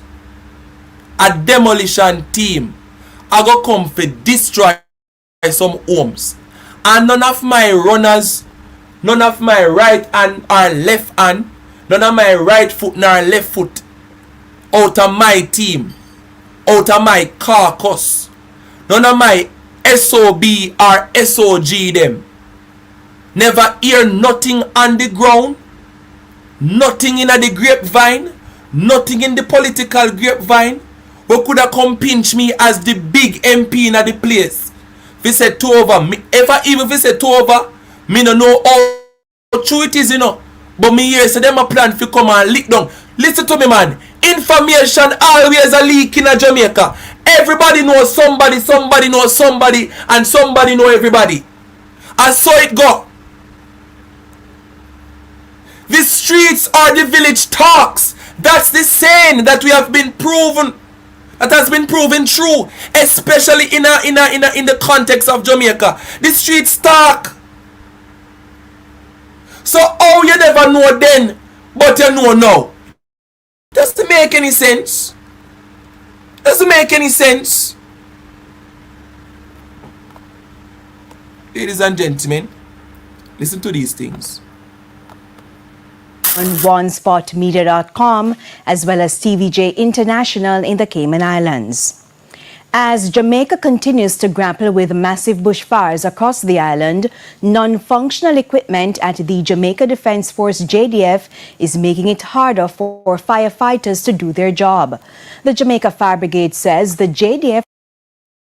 Imagine the JDF don't have enough equipment to extinguish bushfires, but JCF could have gone down and find the time and the equipment and use state resources to facilitate a massive demolition in Cooper's Penchulani. How it is that you don't have functional equipment to respond to bushfire, but you could have mobilized resources to go out there and facilitate a massive demolition in Cooper's Pen. I don't understand, ladies and gentlemen. Was unable to douse the massive bushfire in Irish Town, St. Andrew, and that caused the fire to spread and threaten homes. The fire has been extinguished, but firefighters are battling a battle, or they're fighting a battle of another kind. Kirk Wright explains. The fire was miles away in the hills of St. Andrew. From that vantage point, one could see the Hermitage Dam and its low water level. As the fire began to rage in the hills, the fire brigade responded. It was then that firefighters found out they could not access the fire based on the terrain. As is usually the case, the brigade's head, Commissioner Stuart Beckford, said they called on the Jamaica Defence Force for help, but was told they couldn't assist. We theorize that it would have burned and get close to homes, and so we reached out to JDF. Regrettably, they were not able to assist us because their Bambi bucket system that they utilize to assist in dousing fires has not been working for the last 2 weeks. They're working assiduously based on information we have garnered from them. That's bad news for the fire brigade, since there's a noticeable increase in bushfires for the month of August. Commissioner Beckford says St. Andrew and St. Catherine have recorded the most fires for the month. Because the truth is, in the hills of St. Andrew, you are going to have a situation where fires are going to be inaccessible to our fire units, and as such, the situation there yesterday evening into night reflects that. We got the call at about 9:30 p.m. that it was now spreading, coming closer to houses and to the main road. During our visit, we were able to see the vast area ravaged by the fire. So maybe the most obvious sign that the fire here was recent is the presence of this smoldering log still lying here on the side of the road leading to Irish Town. The fire brigade says water restrictions due to the ongoing dry spell is now affecting their operations. You turn up at an hydrant and there may be no water in that hydrant, and so sometimes we have to travel great distances to refill our tanks and to get back on location, and that sometimes allow a fire to grow inside, because a fire will grow and grow rapidly, especially where you have strong winds, and that is what we are experiencing now. Commissioner Beckford says the fire brigade is not able to say how Saturday's fire in Irishtown began, but reminded the public to practice proper fire safety measures. Kirk Wright, TVJ News. And over in Manchester, bushfires continue to push firefighters to the limit. They got over 50 bushfire calls in the first week of August alone. Ramarda Lyons reports. Dry spell, bushfires, the two go hand in hand, and the Manchester Fire Department has been buckling under the heat. In July 2026, the department received 157 calls. 113 were for bushfires, and for the first week of August, over 50. This is the acting district officer for fire prevention in Mandeville. We'd have gotten 57 calls, and 37 of those calls would have occurred over a 2-day period between Saturday and Sunday. So our calls for bushfires are coming in rapidly, and we are trying our best to respond to them. That dry spell means for us, not just in Manchester, but island-wide, that we are in the bushfire season. I want to encourage everybody who are in the dry areas, Walla Jamaica dry. I just feel like this is very important just for me to encourage us to be very careful. I wouldn't want anybody to lose their homes or to lose their farms because of what is happening. I'm very concerned though that the JDF doesn't have the proper equipment to assist the fire brigade in out and out fires. It's what are we paying these people for? What are we paying the government for?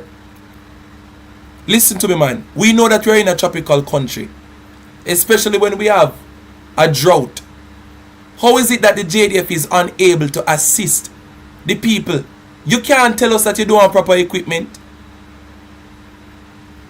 You simply just cannot tell us that you don't have proper equipment.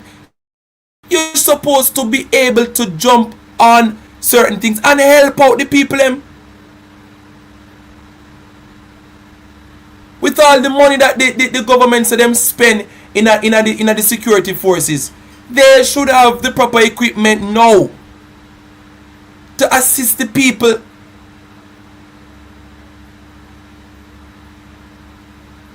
So you know what is going to happen, ladies and gentlemen? These things will continue to happen, and there's nobody there to assist the farmers. There's nobody there to assist the people. It is going to continue. But JDF can find the resources, Celine Browning, to go facilitate and help in a demolition. Them can find the resources and equipment to go lock up people and get helicopter for your over and frighten the people in a Cooper's Pen. But when we need them to mobilize resources to help us with this crisis, because the fire brigade alone can't do it, they are nowhere to be found. For me, ladies and gentlemen, this is unacceptable. Minister of Defense, who is that? Mr. Wallace? I thought you said that the people are able, the JDF, they are able to assist and take care of these problems. What is happening? I'm seeing in the comment where Betty is saying Tova has no plan to relocate the people. She does not want them anymore. She is planning to migrate. What you say, Betty? What you say? She planning to do what? Tova has no plan to relocate the people. She does not want them anymore. She is planning to migrate. What you saying? How true is that? Hey, Lord have mercy. First up this evening, the Mayor of Falmouth is speaking out on the controversial demolition of houses and properties on privately owned lands in Cooper's Pen in Trelawney. Colin Gager is insisting neither the government nor the local authorities had anything to do with the demolition and are working to resolve the matter in a way that benefits all parties. Krista Campbell has this primetime news update.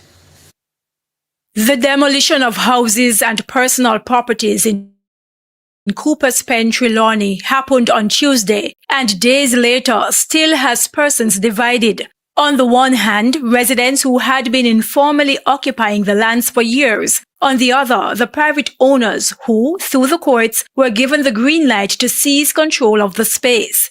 How they chose to do that, with bulldozers and police in the early morning hours on Tuesday, has pushed the government and local authorities smack in the middle of the dispute, with some persons insisting they had to have known of the demolition plan. Falmouth Mayor Colin Gager has responded. The Trelawney Municipal Corporation and the government have nothing to do with a private developer. This is private land. And if the land is something that is in court, there is nothing that we or any government have to do. In fact, way back, other councillors and member of parliament was involved in the ongoing discussion before the court ruled. Mr. Gager says he sympathizes with the residents being left out in the cold in such a manner and explains that elected representatives are trying to smooth things over in a way that satisfies all concerned. What we are trying to do now is to get all the stakeholders together, hoping that they can come together for a meeting, the property owners, and let us hear their side, hear where they want to go. Then we want to get people like Ministry of Housing and invite various ministers and see where we can take it to. He pointed to the availability of many government lands that could be an alternative solution for the displaced residents. But more than that, he stressed that the build-out of informal settlements, more commonly termed as squatting, is a worsening parish-wide issue. Look at Hague. In Hague, we have a problem with even the place where the Hague sewage system should be built. That's taken over by persons building houses on it. If you go down by Scarlett Hall, there are two big pieces of land that is under contention right now because persons have gone on these lands to really build and set up houses. He's also appealing to residents not to buy lands being sold way below market value. Because when you see a person say selling out the land cheap, just letting out and giving you the promise that government will take over, it is not so at all times. And some of these lands, they are for other projects that they might want to do, because right now part of Scarlett Hall is for a project that an approved plan is at the council. Krista Campbell, TVJ News. Thanks, Krista. A police officer narrowly escaped serious injury.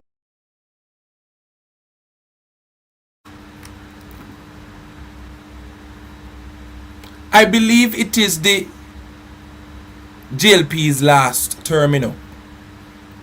Something tells me, ladies and gentlemen, something tells me that this is the Jamaica Labour Party's last term. Gager, it sounds as if you're covering up for somebody. We don't normally hear you people talking or saying anything. Everybody's running around like mad ants. Everybody is running out like mad ants. Oh, the government had nothing to do with it. The municipality had nothing to do with it. You people are trying to convince yourselves. But guess what? I have a theory. Like up the live, ladies and gentlemen. I have a theory. And for the record, it's just a theory. You don't bother try to consume me. You don't bother try to consume me. I just have a theory, ladies and gentlemen. It's a theory me have. It's just what I believe. It is my theory. I believe that NARA will and has probably been behind the recent demolition in Cooper's Pen. Not saying that this is true. I'm saying that this is what I think.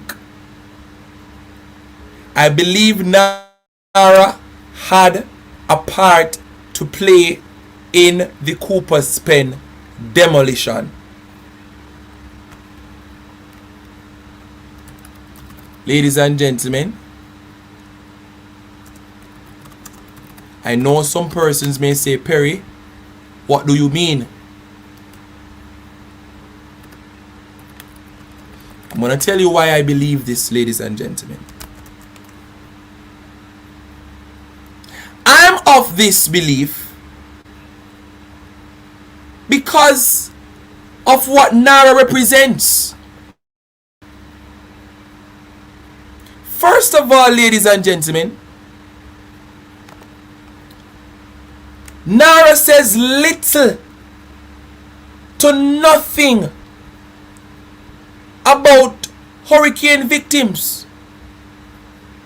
We see this broad concept of national reconstruction and resilience. What does that look like? How will we achieve that, Mr. Holness and Anthony Anderson? Ladies and gentlemen, think about it. The National Reconstruction and Resilience Authority was flagged by advocacy groups, warning that it contains structural flaws that could indirectly expose thousands of informal settlers to permanent land dispossession.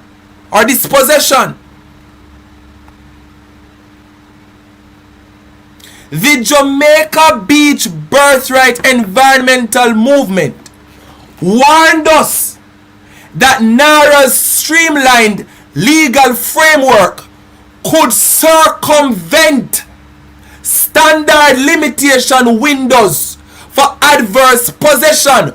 What is adverse possession, ladies and gentlemen? I saw an interview over by Smile Jamaica with Neville Bell, and I want you to listen to this short recording, because she addressed adverse possession and how even the people at Cooper's Pen, if they could prove that they were not disturbed throughout the time that they were on the land,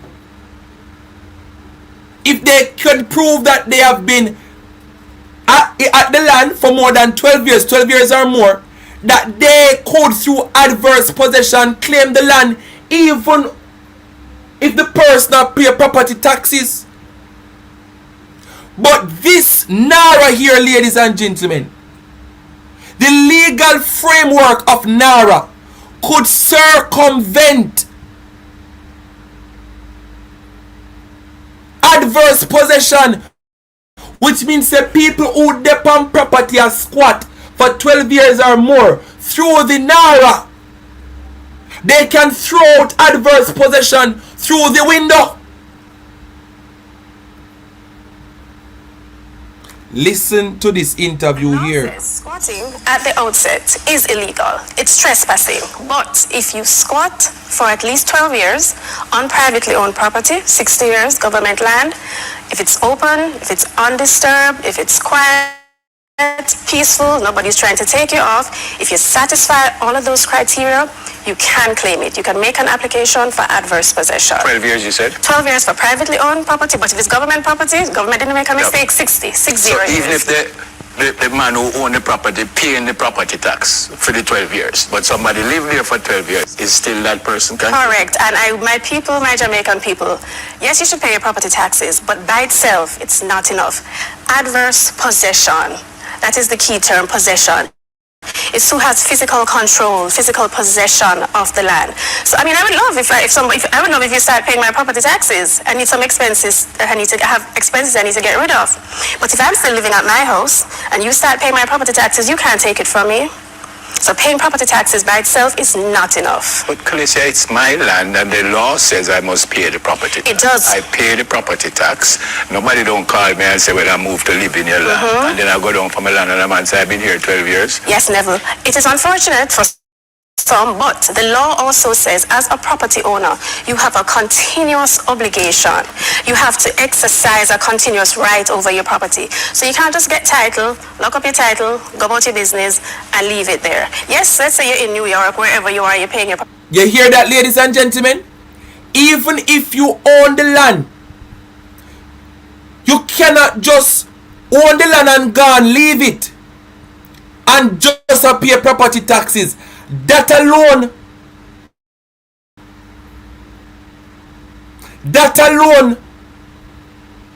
won't cut it.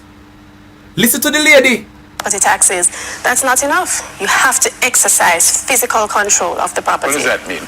So you live there, Okay. you bush it, you pay a man to bush it, you have a caretaker there, you put your animals out there, but you have to have some physical connection with the property. So the people who own Cooper's Pen, Trelawney,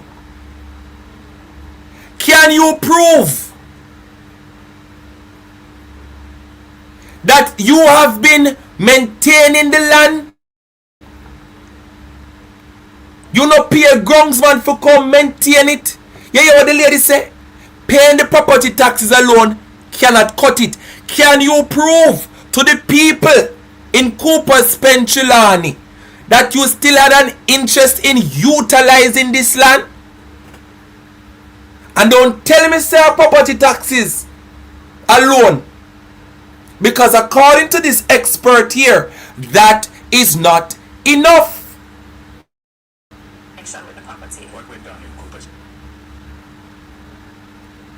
The people them need some good lawyers, Ruthlin Matthews, because there are some loopholes here. But this graphic on the screen, ladies and gentlemen, I've been thinking long and hard today. And what came to me was NARA.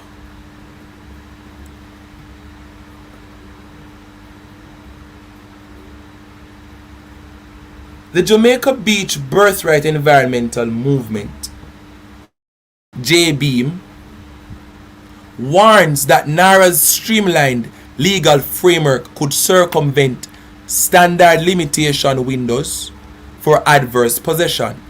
We just talk about what adverse possession is, and NARA could circumvent that.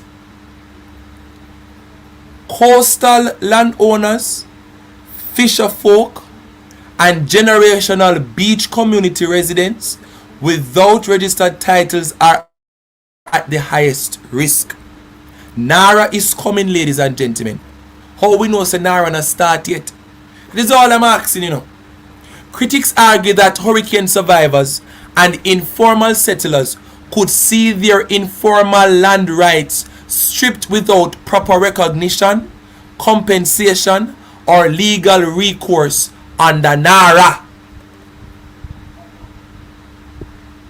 Under NARA. I'm not making up anything. I'm not making up.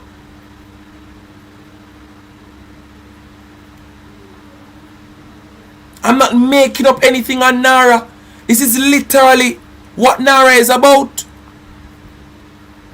Government claims that NARA will put real estate development on steroids by opening thousands of acres for commercial use. Fuel fears that vulnerable boardhouse communities will be displaced to clear prime land. Now my question is this, and I'm just asking a question. Could it be that the demolition in Cooper's Pen, Trelawney saw state resources being utilized because NARA was intimately a part of it?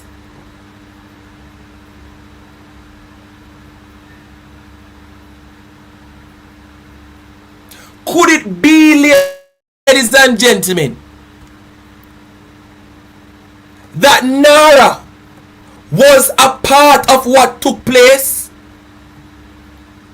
last week Tuesday?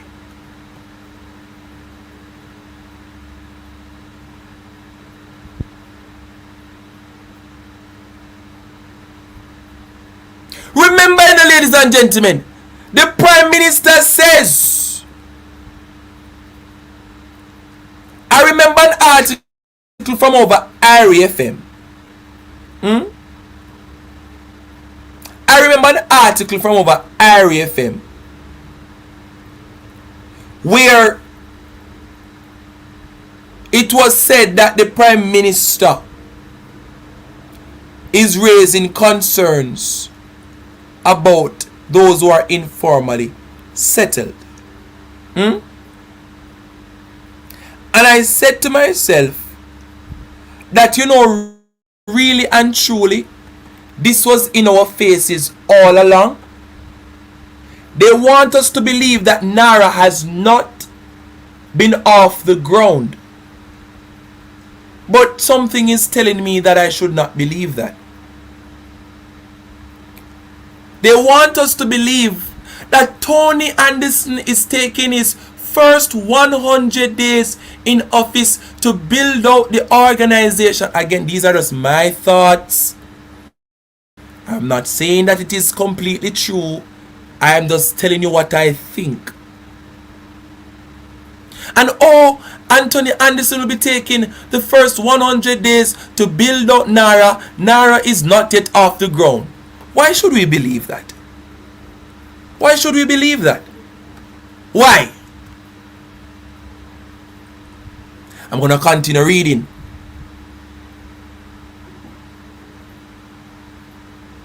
The truth is, ladies and gentlemen,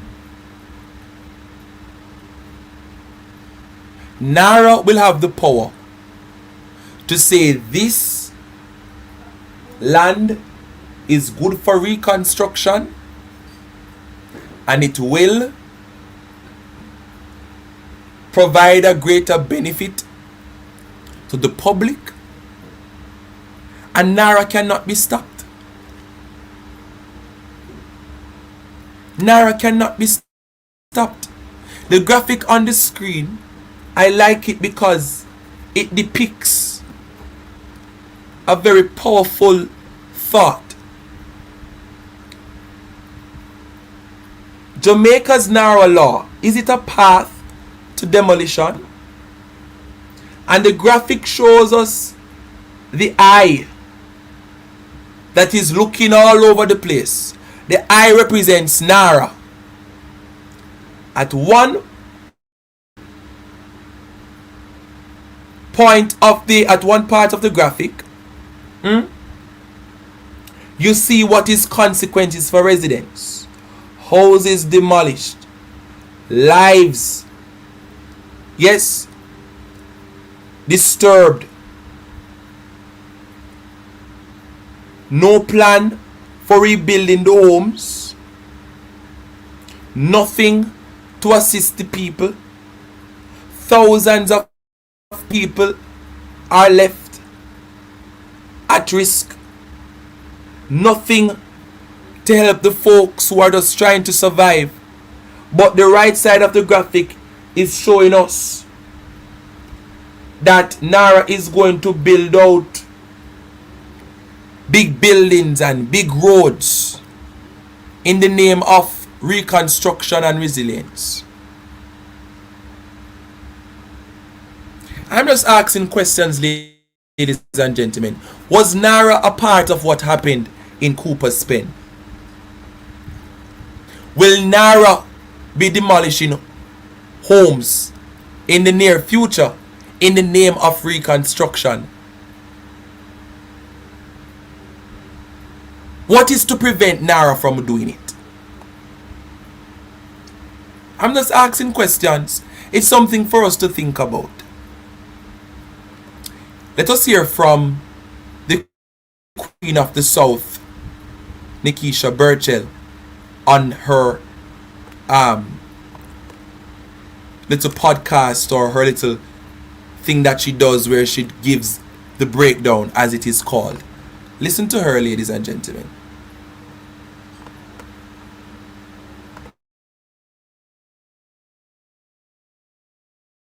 In the morning, police enter your community. More than 20 of the men are reportedly rounded up, thrown into the backs of police pickups and taken away. Who's left behind? The women, the mothers, the grandmothers, children, a 3-day-old baby. Then came the bulldozers under the protection of the state. And before breakfast, the house you spent years building, your partner draw, the burial money, the little loan here, the sacrifice there, the ban your belly yasso, the cut your yayam pass deso, is now rubble. Sounds familiar?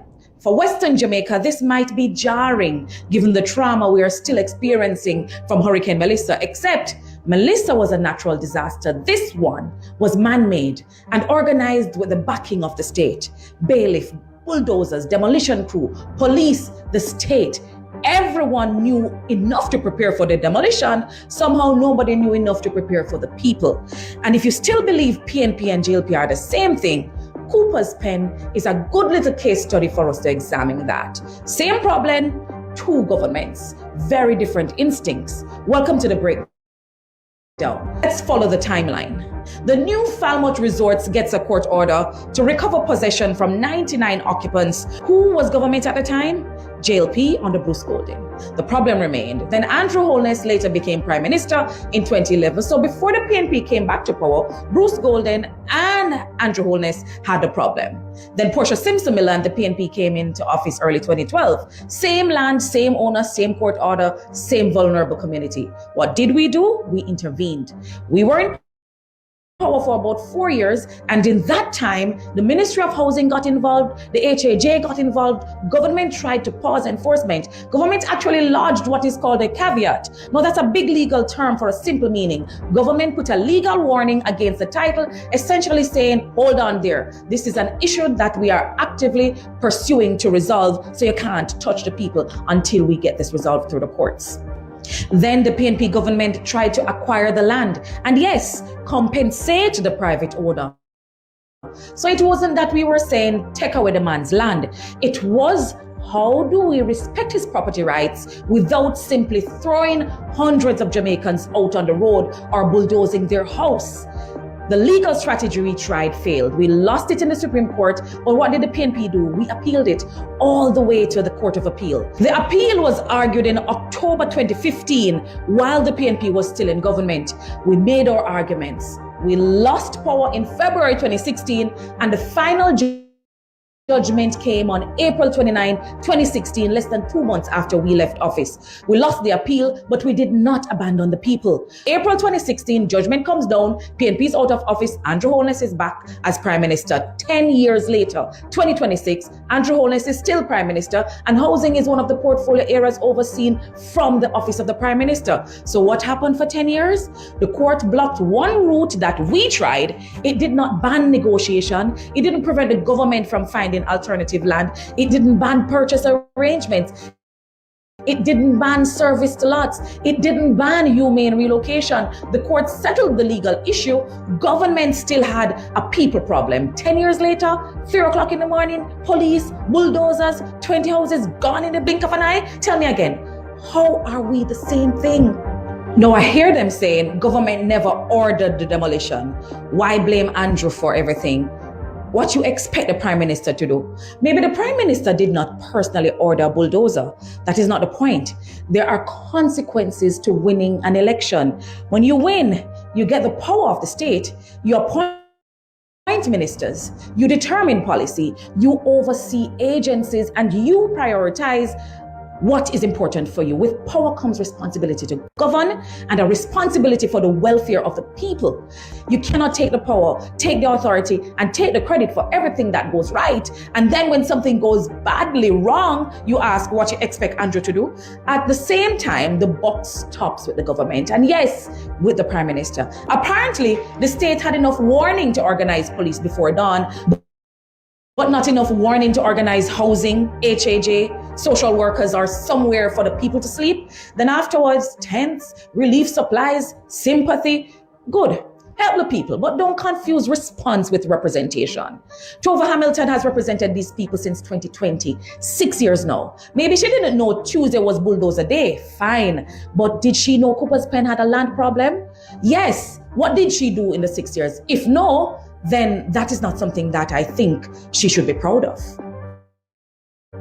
Everybody does not arrive at the starting line with a title, a mortgage, approved, and money to buy a house. Some Jamaicans inherit property. Some can buy it, some can borrow to buy it, and some spend their entire lives simply trying to secure somewhere to live.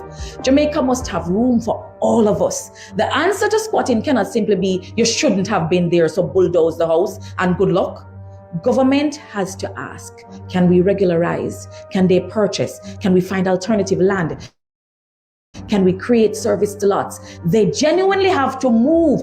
How do we relocate them without destroying families in the process? That is not rewarding illegality. That is governing a society in which everybody does not have the same resources, choices, or protection. People love to say, I don't vote party, I vote issues, I vote policy. Wonderful. Then let us talk policy. Cooper's Pen is not the only land in question. Look at what the government is doing where Clifton, Low Idarsvale, Albion, Mount Oliver, Parity, Cooper's Pen concerned. Different facts, different legal circumstances, but again, Jamaicans are asking, where is government before the bulldozer? This is about access. Who gets access to Jamaica? Who gets security? Who gets protected by the state? Jamaica must have room for the person who can afford the beachfront villa and the person who needs the state's help to secure a little piece of land to build a 2-bedroom house. Or was it 1 bedroom? Remember that story there? Sound familiar? Mm-hmm. The JLP had the problem before under Bruce Golding, and under Andrew Holness, the PNP inherited it in 2012. We intervened, we tried to protect the residents and tried to compensate the owner. Lost it in the Supreme Court and took it all the way to the Court of Appeal. The final judgment came less than 2 months after we left office. The JLP inherited the problem again in 2016. They had 10 years. It's 2026, bulldozers. All politicians are not the same. Don't argue with me. Let's show them the record. Let's solve the problem. 2 problems, 2 government, 2 different approach. It matters who represents you. It matters what policies you vote for. It absolutely matters who governs. We're not the same. I'm Nikisha Burchell, and this has been another episode of The Breakdown.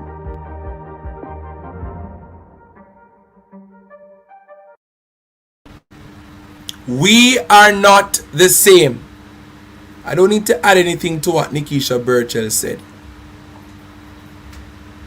We are not the same.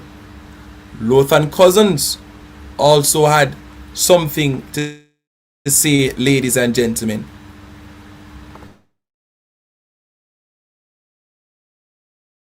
Media unit. The People's National Party is demanding the immediate public release of the court order used to justify the pre-dawn demolition of homes in Cooper's Pen, Trelawney. The public has a right to see this order, and this must be done without delay. The law is clear. The Civil Procedure Rules states that a court order cannot be enforced after 6 years without the express permission of the court. If this order expired without lawful extension, the state is exposed to serious liability and someone must answer for it. The original Court of Appeal ruling applies strictly to 99 identified residents. That order is not a blank check.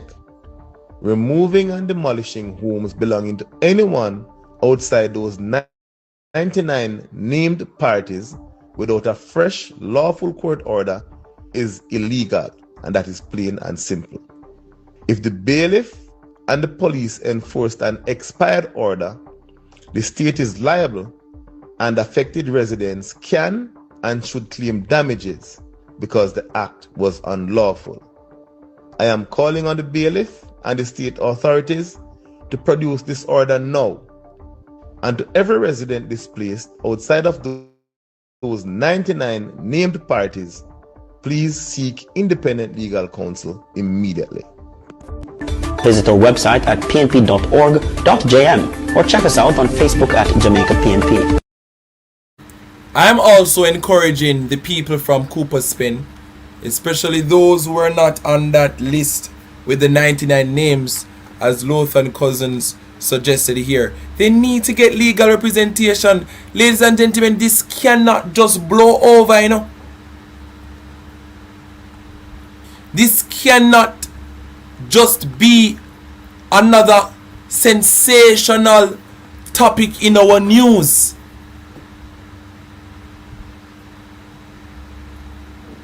And nothing comes out of it.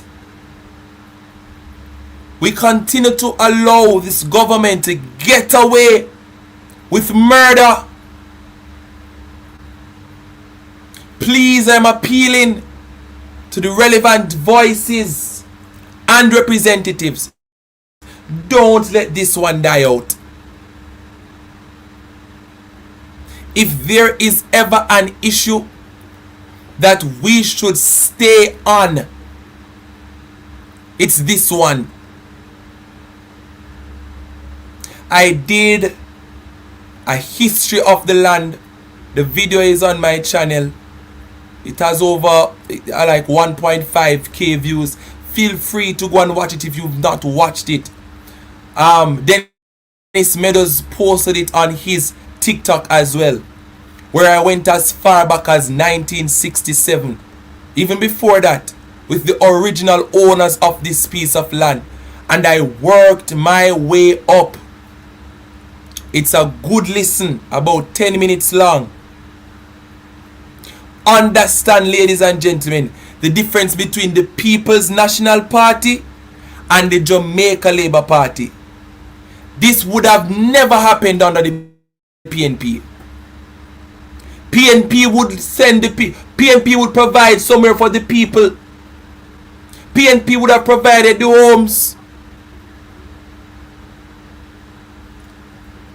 The Prime Minister is the Minister of Housing. It falls under his purview.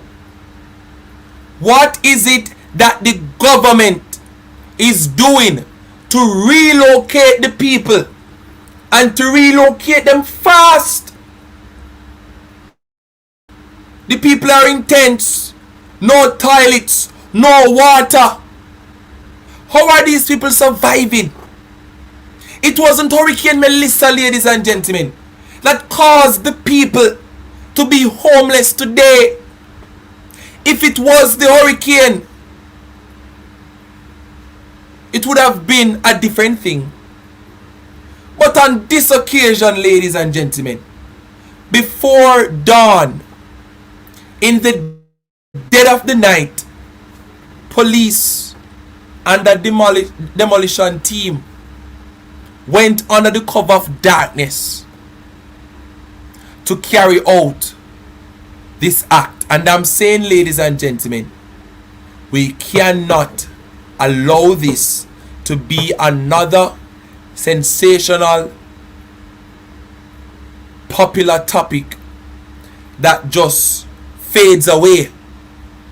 The people want justice. That's what Zulika says. The people want justice. The people want justice. The Labourites can argue the legal point all they want. Nobody is disputing that the people don't own the land. But when you talk about human rights, when you talk about the humanitarian aspect of it all, when you talk about the fact that the same member of parliament said that the people were not properly notified, when you consider the fact that state resources were used, when you talk about Nara,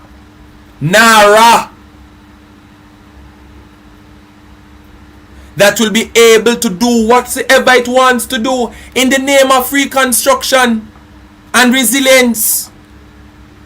And I mean say it, other organizations have warned that NARA will also demolish homes as well, because they can say, oh, that land is good for reconstruction and resilience, so we're going to use that land.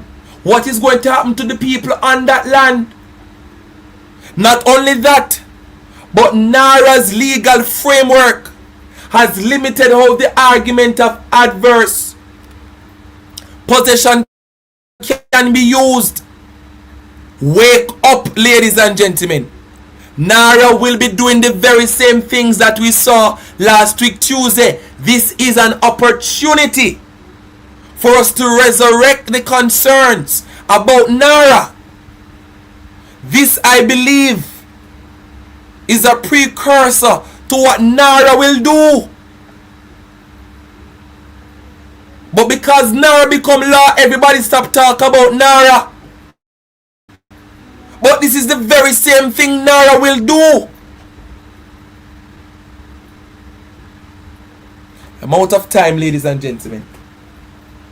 Join me tomorrow at 3 p.m. and at 6 p.m. Let us pray. Father, we give you thanks for your mercies. We give you thanks for your grace. Lord, you hear the different conversations and the different concerns. And Lord, we're asking for you to intervene. Jamaica is in trouble.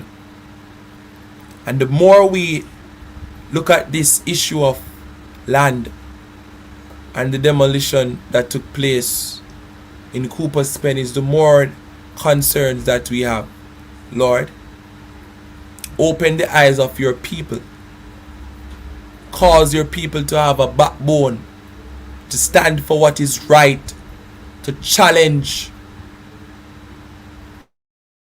the oppositions of the truth and of justice, to hold our leaders accountable, our representatives accountable. This cannot be another 9-day talk.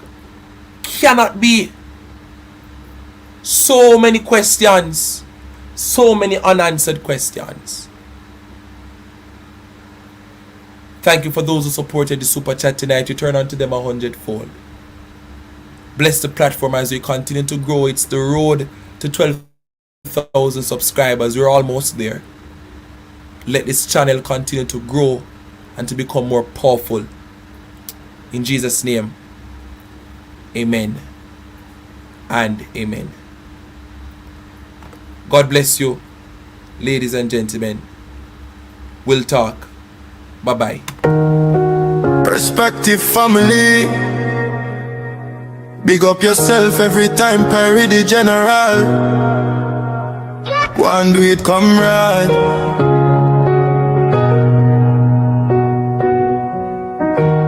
The word is love. Where we are go do? Police them a kill off, use the tree on the roads. Where we are go do?